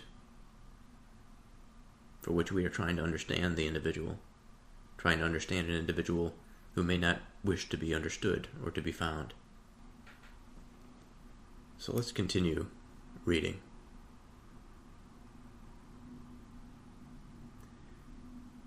Theaetetus says, "Good, that's how we have to do it." The visitor, going by the method of division that we've used so far, I think I see 2 types of imitation here too. But I don't think I can clearly tell yet which one the type or form we are looking for is in. Well, first tell us what distinction you mean. One type of imitation I see is the art of likeness making. That's the one we have whenever somebody produces an imitation by keeping to proportions of length, breadth, and depth of his model, and also by keeping to the appropriate colors of its parts. Theaetetus says, but don't all imitators try to do that? Not the ones who sculpt or draw very large works.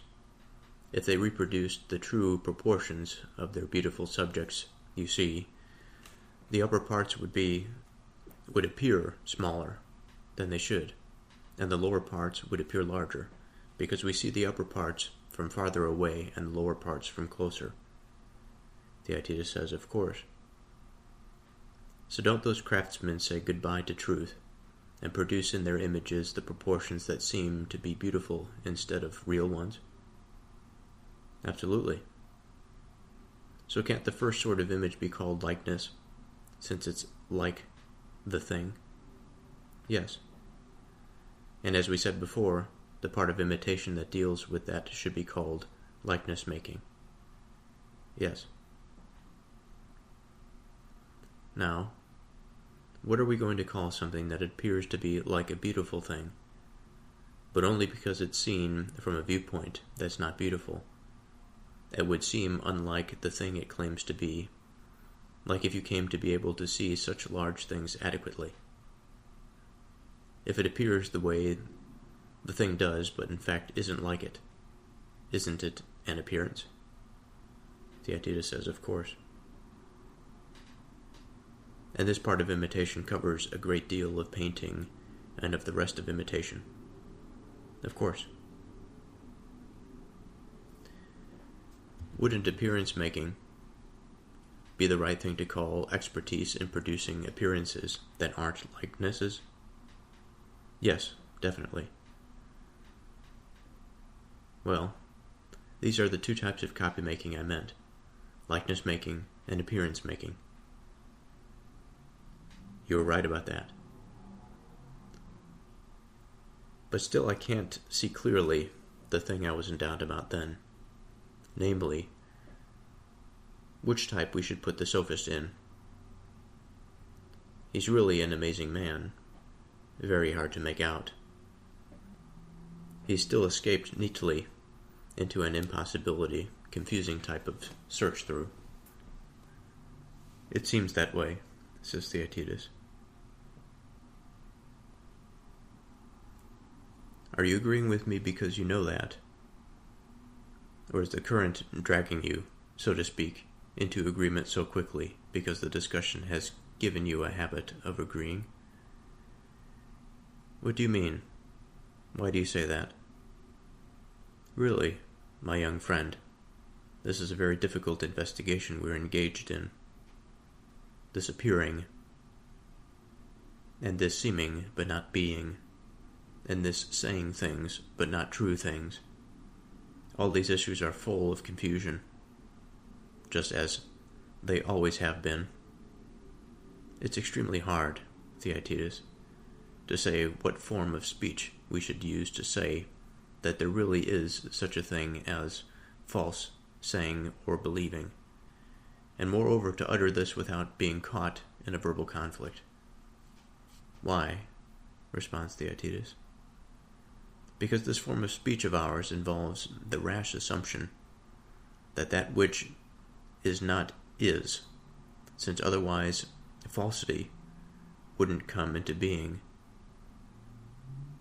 But then we were boys, my boy.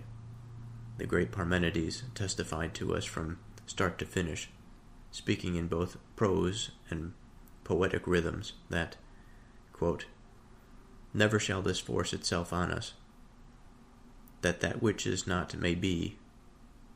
While you search, keep your thought far away from this path. End quote. So we have his testimony to this, and our own way of speaking itself would make the point especially obvious if we examined it a little. So if it's all the same to you, let's look at that first. Theaetetus says, as far as I'm concerned, you can do what you want. But as far as our way of speaking is concerned, think about how it will go best, and follow along with it, and take me along the road with you. The visitor says, that's what we have to do. Tell me, do we dare to utter the sound, quote, that which in no way is, end quote? Theaetetus says, of course. The visitor says, but suppose one of our listeners weren't debating or playing a game, but had to think seriously and answer the following question. What should the name, that which is not, be applied to? Why do we think he'd use it? And in what connection? And for what kind of purpose? And what would he indicate by it to someone else who wanted to find out about it?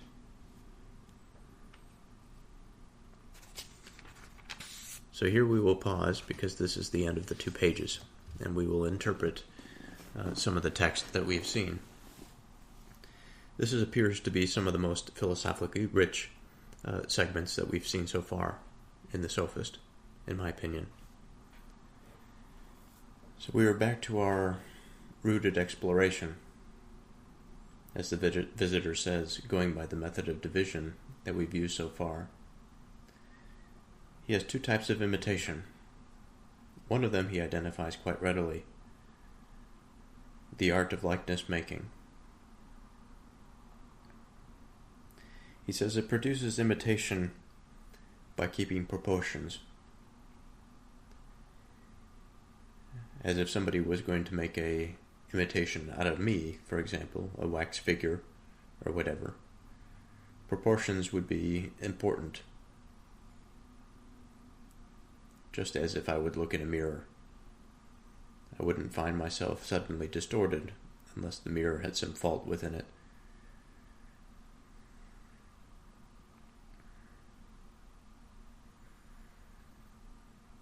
Now the interesting distinction is when Theaetetus says, but don't all imitations try to do this?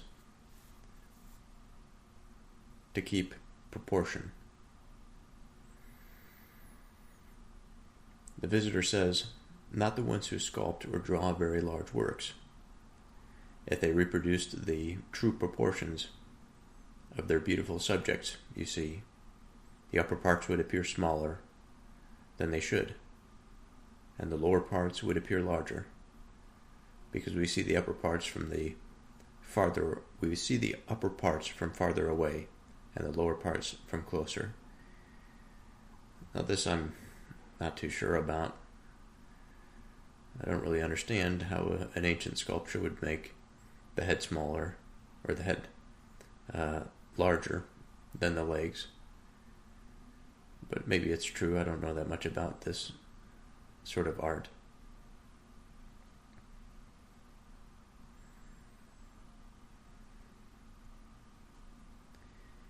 But regardless, I think it could be said of somebody that makes a large structure, an art structure, that proportion may be sacrificed to a degree to produce beauty. And so there's this distinction between saying goodbye to truth and holding on to beauty.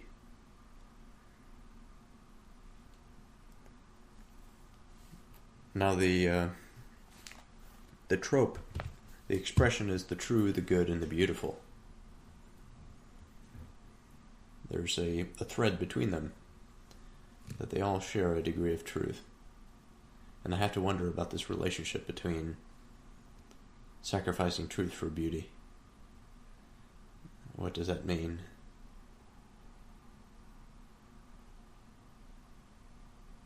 For some reason my mind goes to the city. It goes to downtown. I live on the outskirts of Chicago,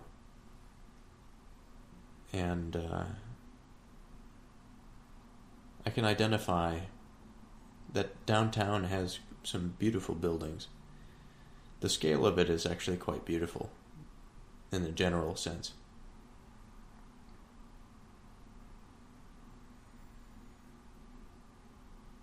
But it has lost a particular type of truth, I think. The truth that's associated with its purpose. Now it holds a society, it holds a certain culture, a certain spirit, a certain connectedness among individuals. But within the beauty of the buildings, I think what is lost is that very connection. What is true to the purpose of the city itself. Now this may not be an exact comparison, but I do think that there's a way in which I could see what the visitor is trying to point to here in this analogy.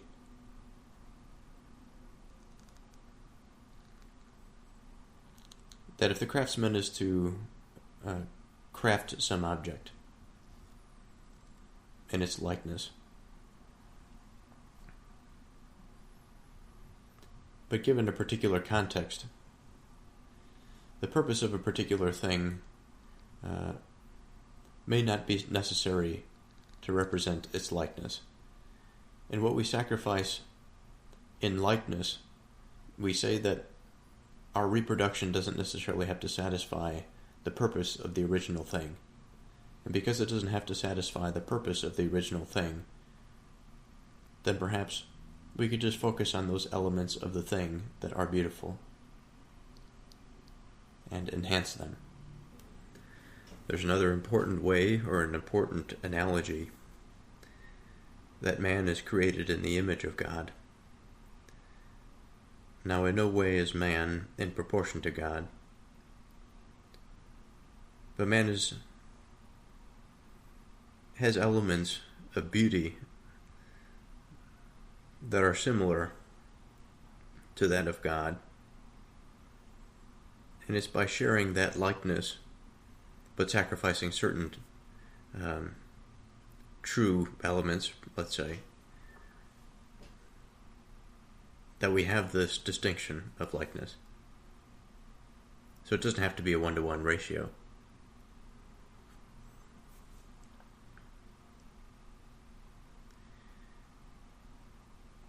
Then we arrive to what appears to be the formulation of the second type.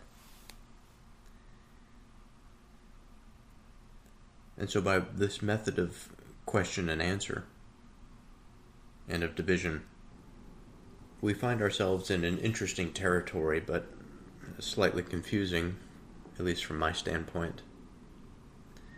The visitor says, "Now, what are we going to call something that appears to be like a beautiful thing, but only because it's seen from a point of view that's not beautiful?" So I want to stop there in the middle of that sentence and try to figure out exactly what that means. I tried to think about a number of things that would allow me to understand this a little bit better. It appears that the viewpoint is the central axis to this argument. So we have to think about exactly what a viewpoint is. Each one of us, I would say, has a viewpoint.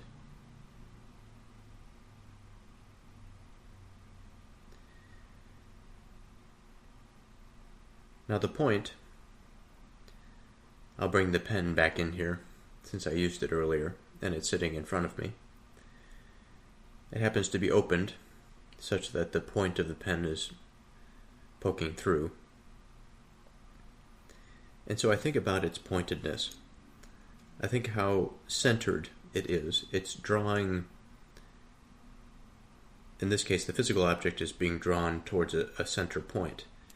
But in terms of mind, in terms of thinking, I think we can also think about thoughts that are directed at a certain thing. So they become from generalized abstractions into something that is more concrete and able to be expressed linguistically And of the surrounding environment, out of all of the information that is perceived, but also thought in the conscious-minded landscape, we have this view, and that view is corralled, it is focused, it is pointed into a viewpoint. So what then would it mean to have this experience of something that is not beautiful? Well, the physical that I mentioned, of the perceived environment, there could be a lot of pain involved. And while many things are contextual, I think that we can say in many situations, pain is not beautiful. Pain may be beautiful, again, in certain contexts. But let's say like an unfortunate chronic ailment that causes disfigurement and produces pain in the mind, a perception of pain in the mind. And then also we extend this out to a particular disposition of mind that we might call a depressed state of being, or a melancholy.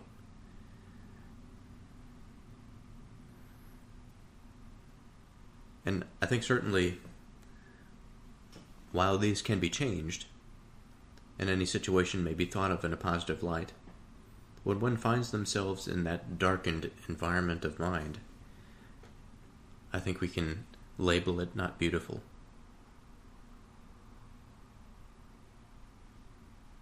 So again, the visitor says, now, what are we going to call something that appears to be like a beautiful thing, but only because it's seen from a viewpoint that's not beautiful, and would seem unlike the thing it claims to be like, if you came to be able to see such large things adequately?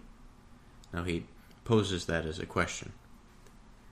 So keeping in mind that we're asking, what are we going to call something that appears to be like a beautiful thing?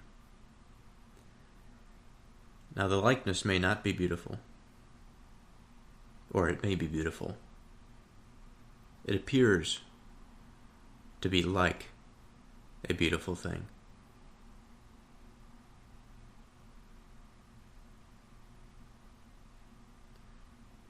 But contextually, it's dependent on the viewpoint. As I mentioned, the viewpoint itself is a contextual thing.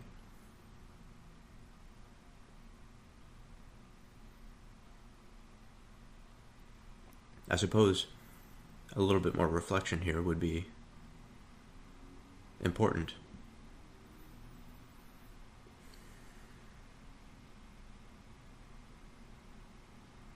I have to wonder sometimes about music and how good it may sound in certain states of mind. There's certain times of fatigue for which certain genres of music sounds sublime. And after a workout, I know that music sounds very good.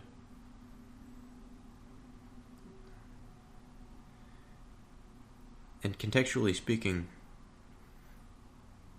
I have to wonder about this.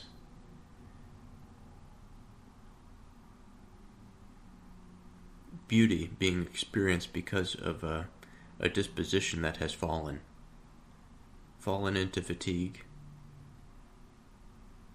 has exerted productive energies and now wishes to be passive. I suppose we can say that the state of being is not beautiful in exhaustion, but in that state it is also receptive to see things in a different light.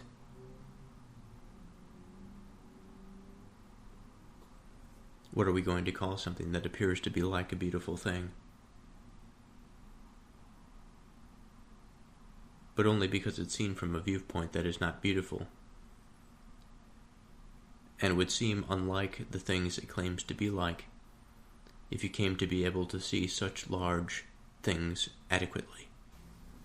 Now here's a bit of a disturbing thought, but I wish to preface it by saying, what are we going to call something that appears to be like a beautiful thing?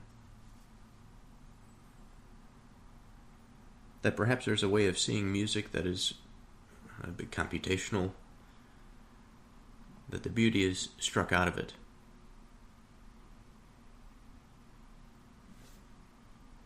That there is no contextual relevance.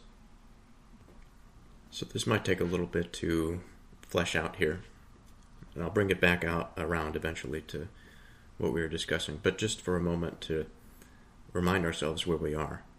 We're trying to determine that second path of imitation that we were breaking down. Of the first path, we have the art of likeness making, which produces imitation by keeping proportions.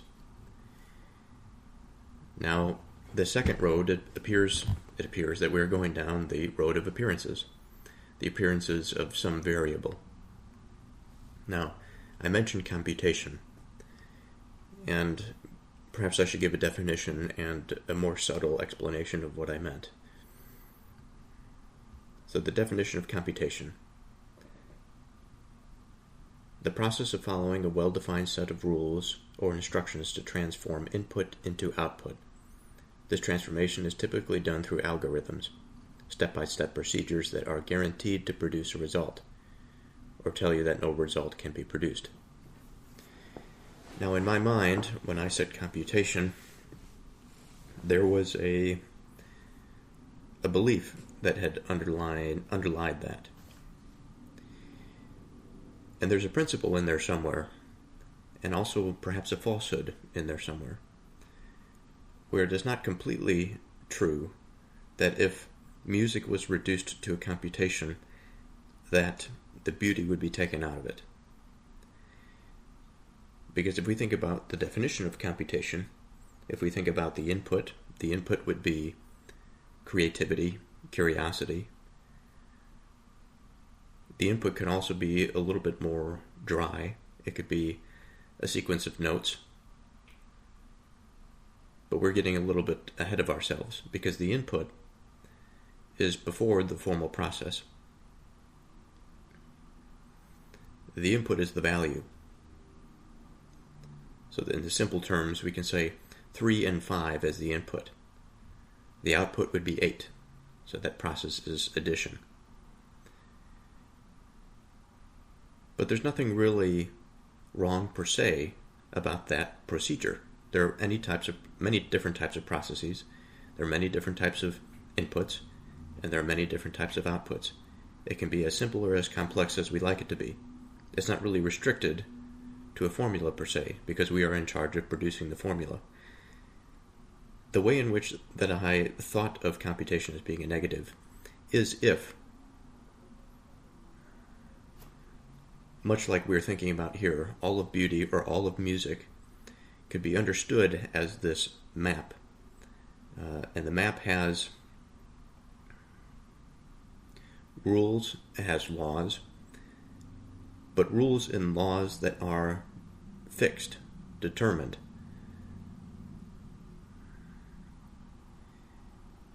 Now I have to be a little bit careful here about my language because in music, just as in life, I think that there are principles that are fixed, that are sort of determinate.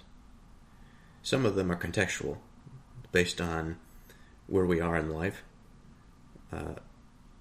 our health, how we can get around physically, what we are capable of, perhaps cognitively. Again, there's a lot of slippery territory, but in the slipperiness, I think there is this hope, perhaps. But to solidify this a little bit more, thinking about music as a broad concept and beauty as a broad concept, something that can be seen as a whole.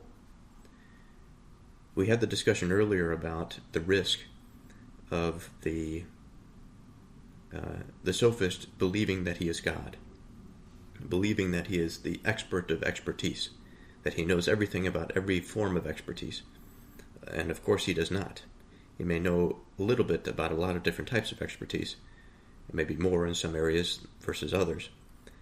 But the point being is that given the nature of man, the perspective of seeing the whole, it has to be limited. There is no way that one can understand all of the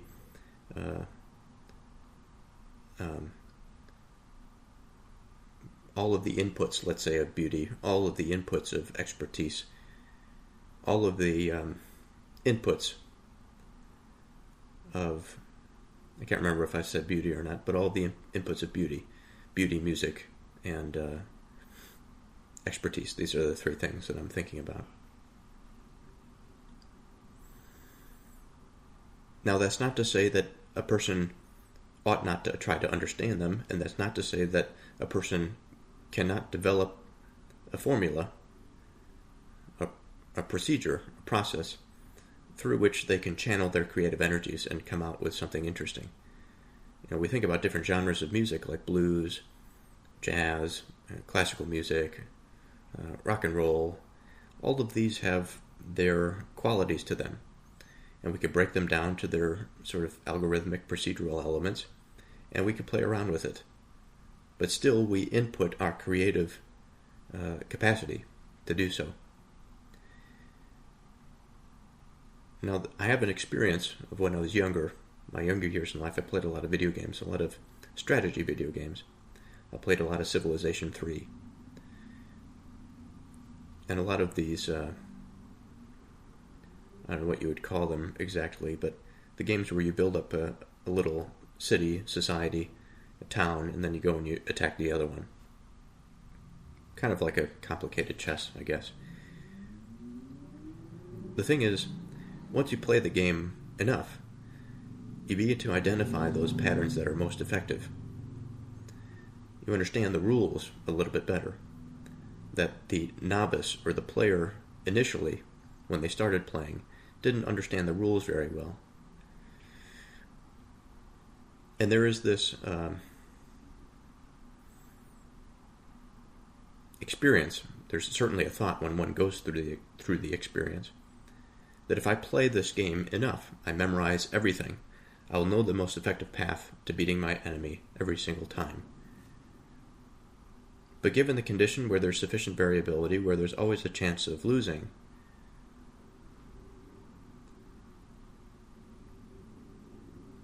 even though the game has been boiled down quite precisely in mind, there will always be this uncertainty.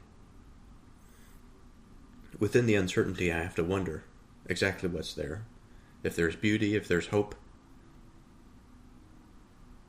or if this is entirely a misdirection.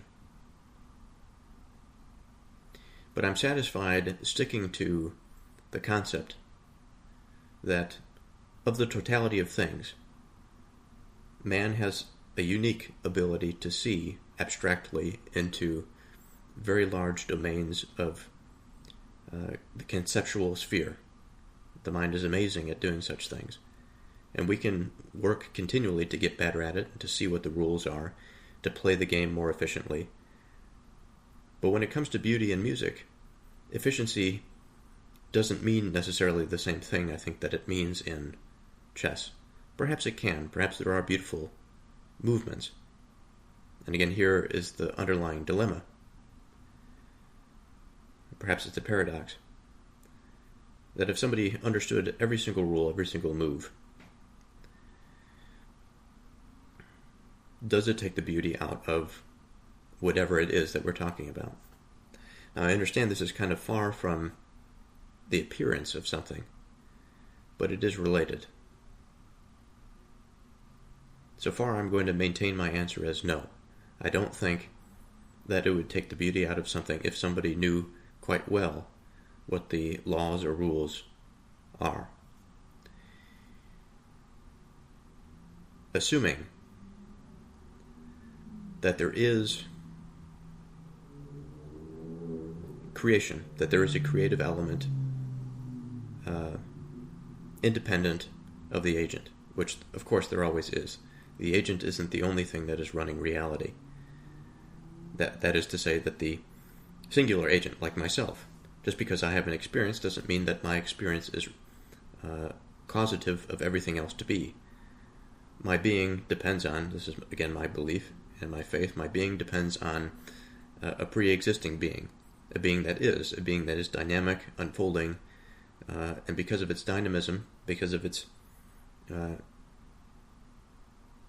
unyielding nature, that there is this inability to grasp the totality of something, such that I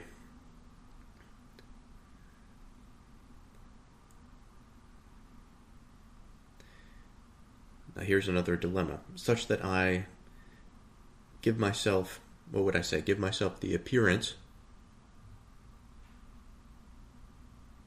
of knowing. Now, this is an imperfect statement. I don't like it very much. And I don't like it because I've backed myself into a corner thinking about things that are determinate and the concept of beauty. We can extend it out to those three things that I was talking about: beauty, expertise, and appearance. There are so many different things here. Maybe that's part of the interesting dilemma, that the mind immediately gets confused with uncertainty, and so it can't refocus on exactly what direction or path that it would like to go down. But thinking in particular about this beauty in music and the idea of determinism, that even if I can't do it, the possibility of an agent other than God, let's say an inferior being, being able to understand something like beauty to such an extent that it draws from it what it is. I think this is, when I say draws from it, I mean essentially destroys it, makes it redundant or irrelevant, makes its being non-being, let's say. Now, there's two things that I want to say to that. First, I don't think it's possible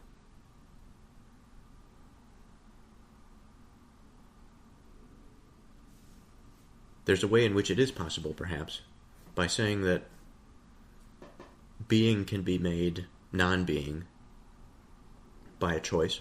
Like, for example, there's a certain degree of being that I have while I exist, while I breathe, while I'm alive. And I can make the decision to kill myself, for example. If I kill myself, I'm going from a state of being to a state of non-being.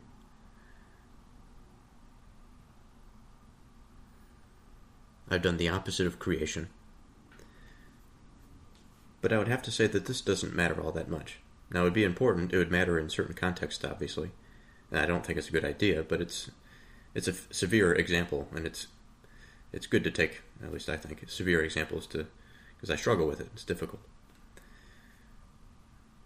But I don't think it matters all that much in the sense that just because, like I mentioned earlier, just because I am something that is, doesn't mean that my being is responsible for all being. And just because that I destroy myself doesn't mean my destruction has anything to do with the overarching being itself. Being will continue regardless of if my particular being, the way that I inhabit it now, stops. Or transforms, I could say. Because certainly, regardless of what happens in the conscious domain after death, if there is that experience of life after death, such that being that precedes a form of being that is only limited in a limited way aware of its experience, such that it can remember its experience but also participate in a broader being type of experience. Regardless of all of that, we could say, at least for the moment, contextually, for the being, it can move into a state of, we may not even have to call it non-being. We can call it non-being just for a moment and say, okay, that's fine. But if it transforms, then it's gone from a state of being to a different state of being. And we can identify non-being in there somehow or some way by the absence of what the being was before. And we don't have to think of life and death here. We could think about maturation as that process. The process of transformation, I think, involves being. It involves non-being to a degree, but non-being is not a state in and of itself. It's almost like a place that is it's temporary. It's moved past. It is moved through and it is moved past. Just like nobody... This is an example that can be taken in a number of ways, but let's say nobody lives on a road. Now, I know that there are people that do choose to live on roads, under bridges and all this sort of thing, but practically speaking, people don't live on roads because it is not meant to live on roads. Even homeless people, for the most part, probably wouldn't want to live on roads, other than the fact that they could be by them to ask for money when cars drive by. Other than that, it's not really a practical thing. It's not the purpose of the road. The purpose of the road is for a temporary experience to travel through, to transmit. So let's bring this back to our conversation about beauty and music. So we got into this discussion about being when we were originally talking about something that is determined or something that can be understood, and that which is can be turned into the opposite, something that just doesn't have any meaning anymore. For something like music and for something like beauty, I think context is important. There can be somebody that is a genius about music, Vivaldi, for example. Vivaldi didn't take every single aspect of music and incorporate it into his expression.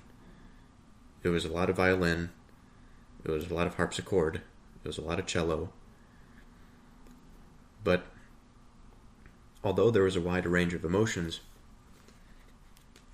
there were many things that were absent from it.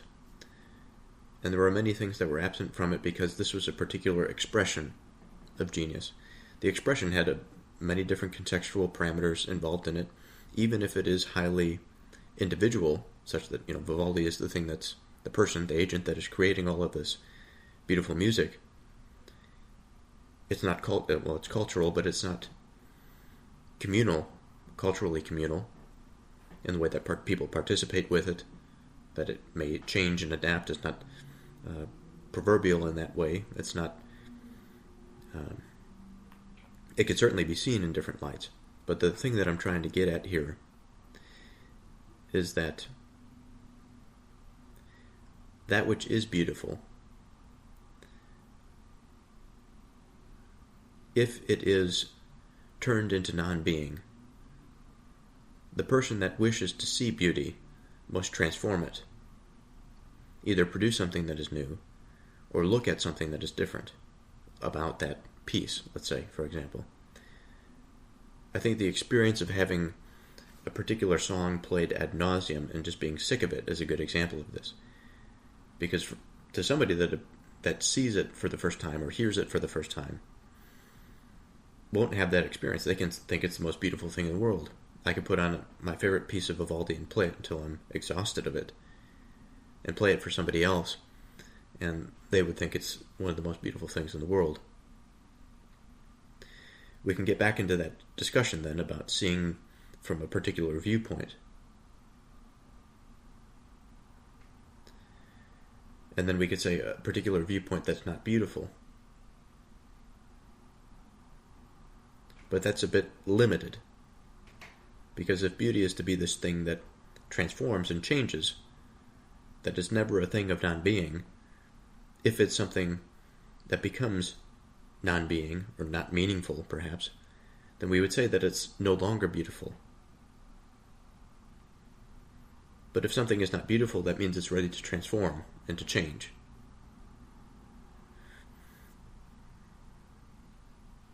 So I struggle a little bit about the visitor's explanation.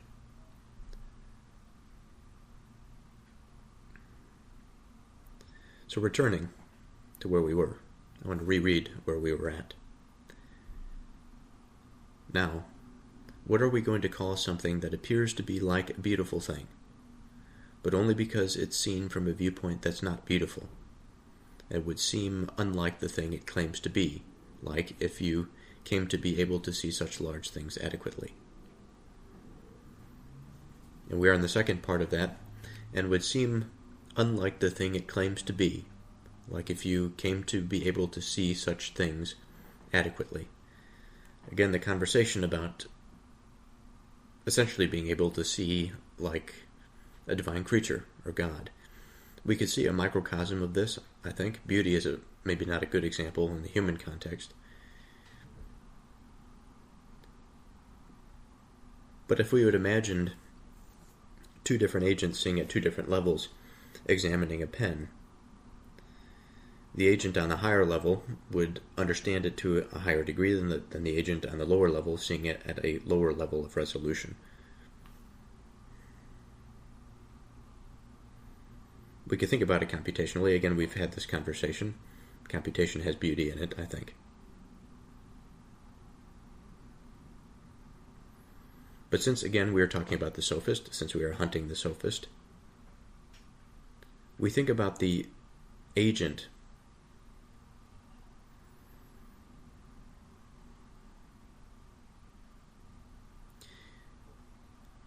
that sees, let's say, at a particular level,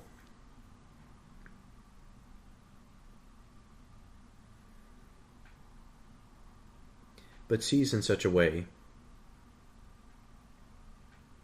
there's a number of ways that we can go here. Getting caught in relativism is not a good idea.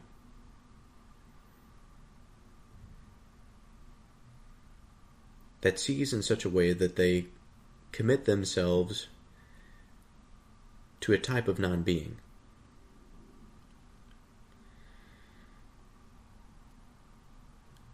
Now, what do I mean by that?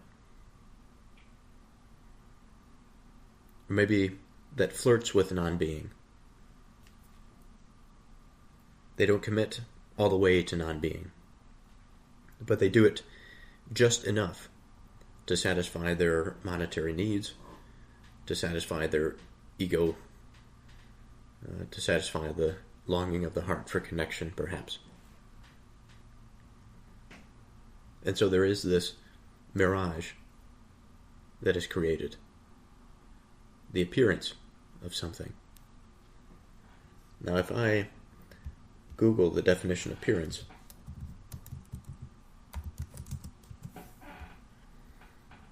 the definition is, number one, the way that someone or something looks. An act of performing or participating in a public event.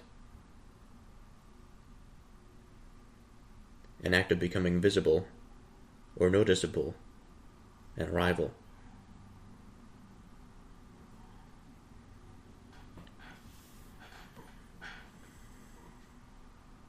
But the way in which appearance is used here is not a way towards seeing, it is a way towards the absence of seeing, or the absence of being.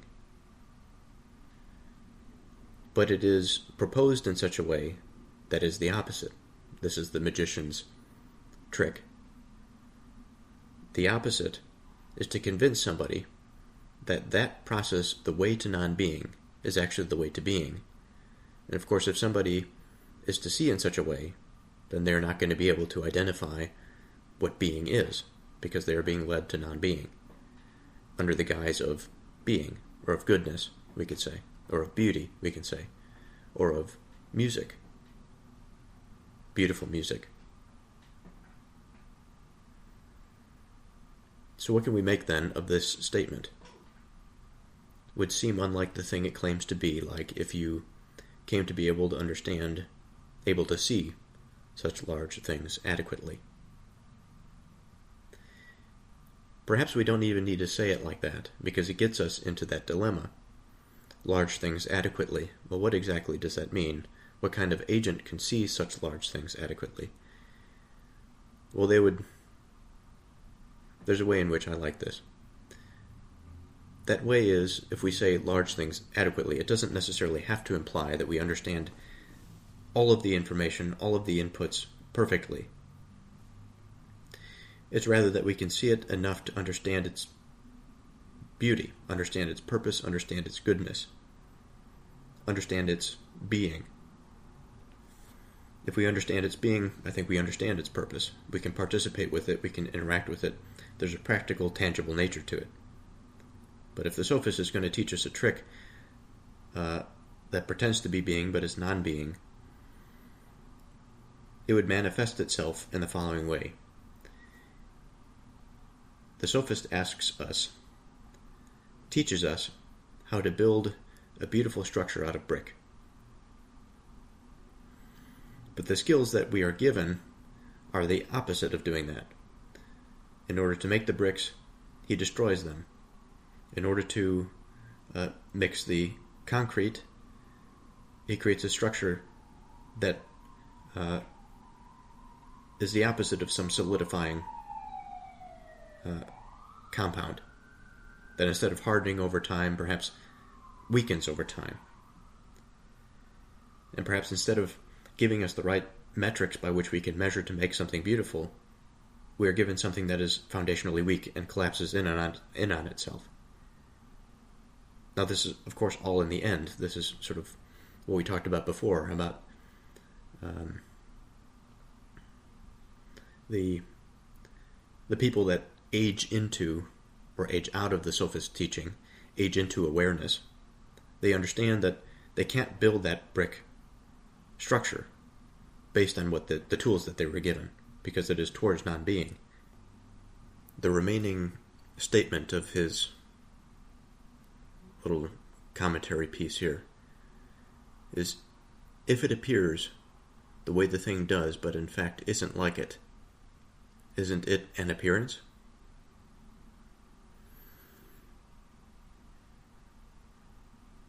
So we've defined appearance kind of in an interesting way, but there's different ways in which we can define the word. But we're using it here as the type of appearance that is false. So there's an important point here, I think, that we have to recognize, that I have to recognize. And it is that when the visitor goes on, he says, this part of imitation covers a great deal of painting and of the rest of imitation. But I don't think it could be said that in this situation that all things that appear the way a thing does but isn't like it is equivalent to non-being. I think it can potentially go down that path. But there are plenty of paintings, for example, that don't appear the way that it is, but we can understand what it is. We can understand that it is a reflection of what the thing is. Like a landscape, for example.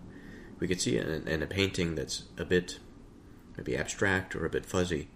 Then we see it in real life. We see it in greater detail. This doesn't necessarily mean that the painting is an expression of non-being. It's an expression of that which is, but it is just a sort of watered-down version of it. But also we have to keep in mind that there is this possibility, if it is the case that the painting is to be the thing, to represent the thing that is, but is meant to say that the painting is the thing itself, when in fact it's just representation, then that's where it tends towards not being. So we reach this point then where the visitor says there are the two types of copy making or imitation, likeness making and appearance making, but he's uncertain about which of the two to place the Sophist in. And I wonder if what we are going to see next is a discussion on that topic of being. But for this, I'll continue in the next episode. So until next time, I will see you in part 3.